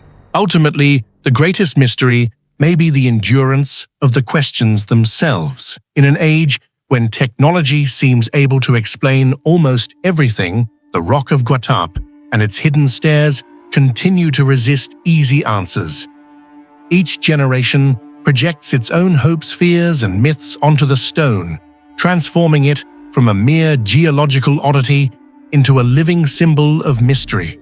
Perhaps the lasting allure of the hidden stairs lies not just in their physical challenge, but in what they represent: the human urge to ascend, to seek out the unknown, and to carve meaning from the very bones of the earth. Each boulder, each chiseled step, each shadowed turn is a reminder that mystery is not always something to be solved, but something to be experienced. The stairs may have been built to reach the summit, but they also guide us inward, toward our own unanswered questions, our own sacred fissures, our own desire to connect with what lies beyond sight. In the end, the Rock of Guatap's hidden stairs are more than a means to an end. They are a testament to the unresolved, the half-hidden, and the perpetually debated. Their origin may never be fully explained, and perhaps that is the point. For as long as they endure, so too will the stories, the legends, and the irresistible pull of a secret path carved into ancient stone.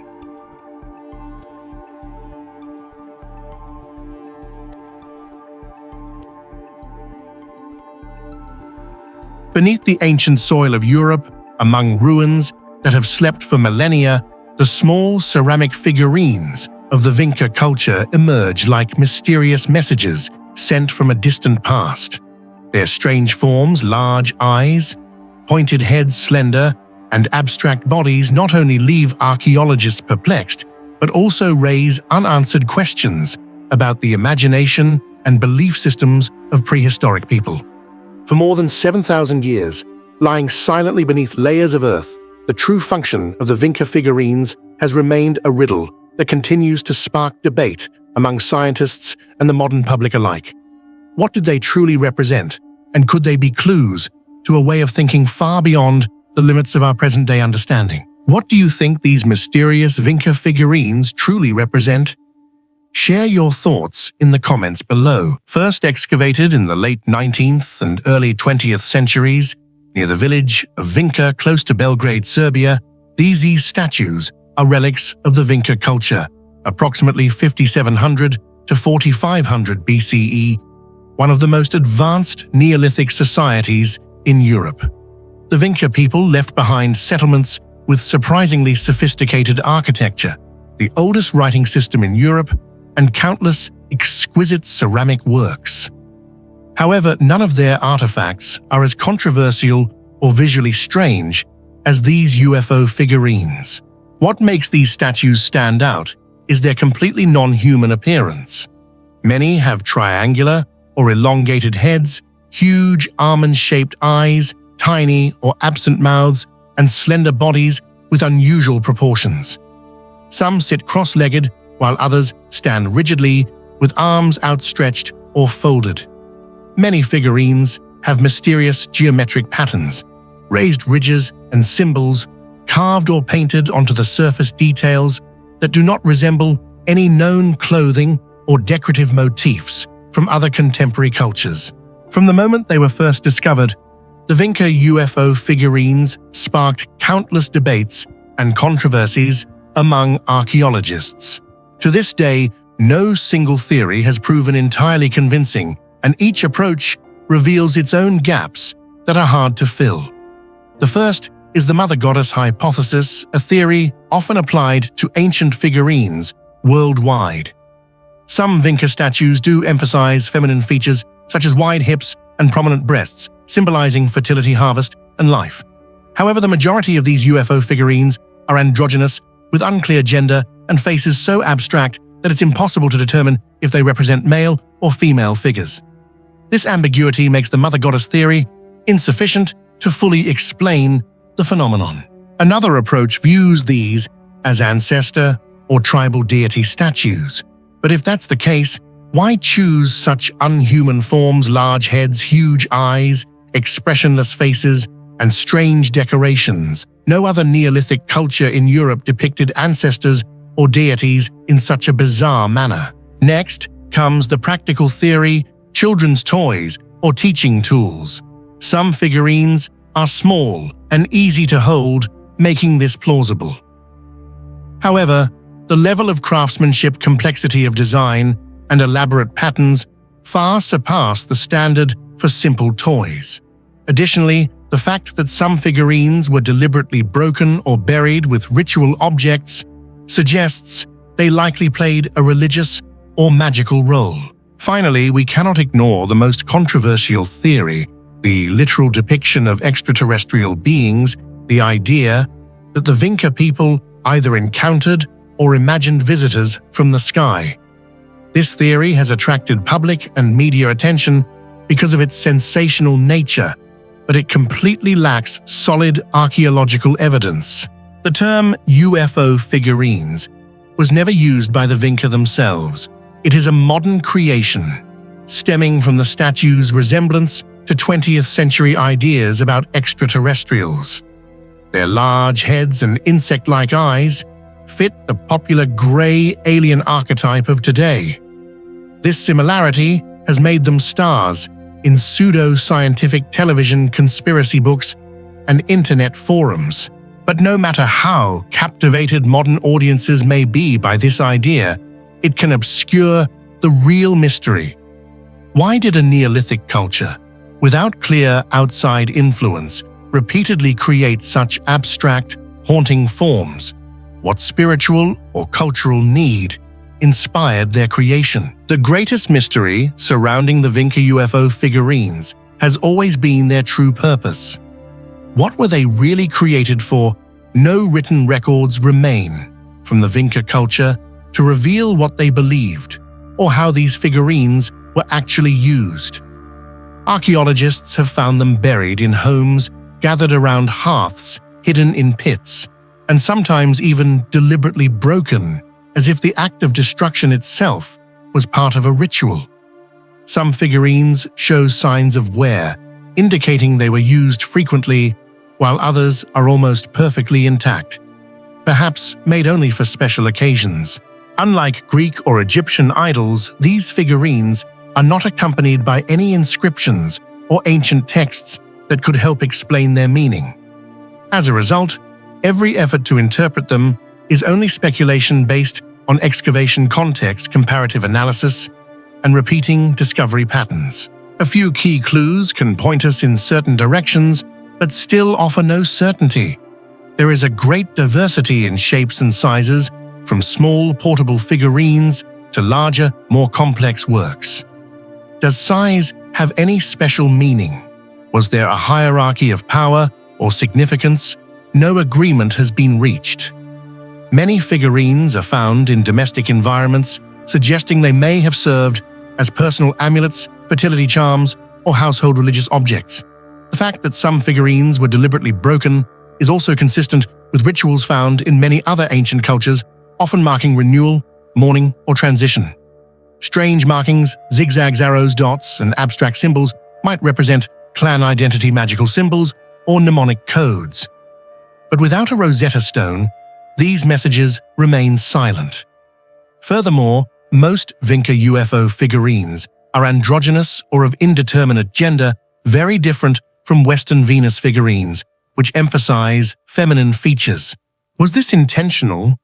And could it mean they represent spiritual beings rather than real people? This very ambiguity has created a wild west of theories, ranging from the scientific to the mystical.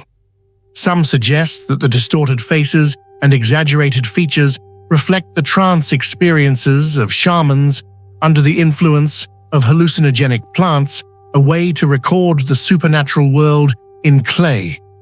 Others see the helmeted heads and lines as symbols for stars, constellations, or mythological journeys beyond the earth. Some believe these figurines once served as social or political symbols, indicating clan rank or achievements in initiation rituals. Yet in every case, the trail goes cold. Without decisive evidence, each theory says more about the interpreter than the artifact itself, leaving the central mystery of the Vinca figurines unsolved forever, captivating and intriguing. In the end, the function of the Vinca UFO figurines remains an unsolved mystery. Are they messages from the past, symbols of a lost religion, or simply the product of imaginations set free in clay? Every answer opens up a new question. And perhaps in a way, the greatest function they serve today is to spark curiosity, debate, and to remind us to be humble, knowing that we do not and may never fully understand our ancestors. The mysterious figurines of Vinca continue to watch us through their ancient eyes, not giving answers, but inviting us to keep asking questions.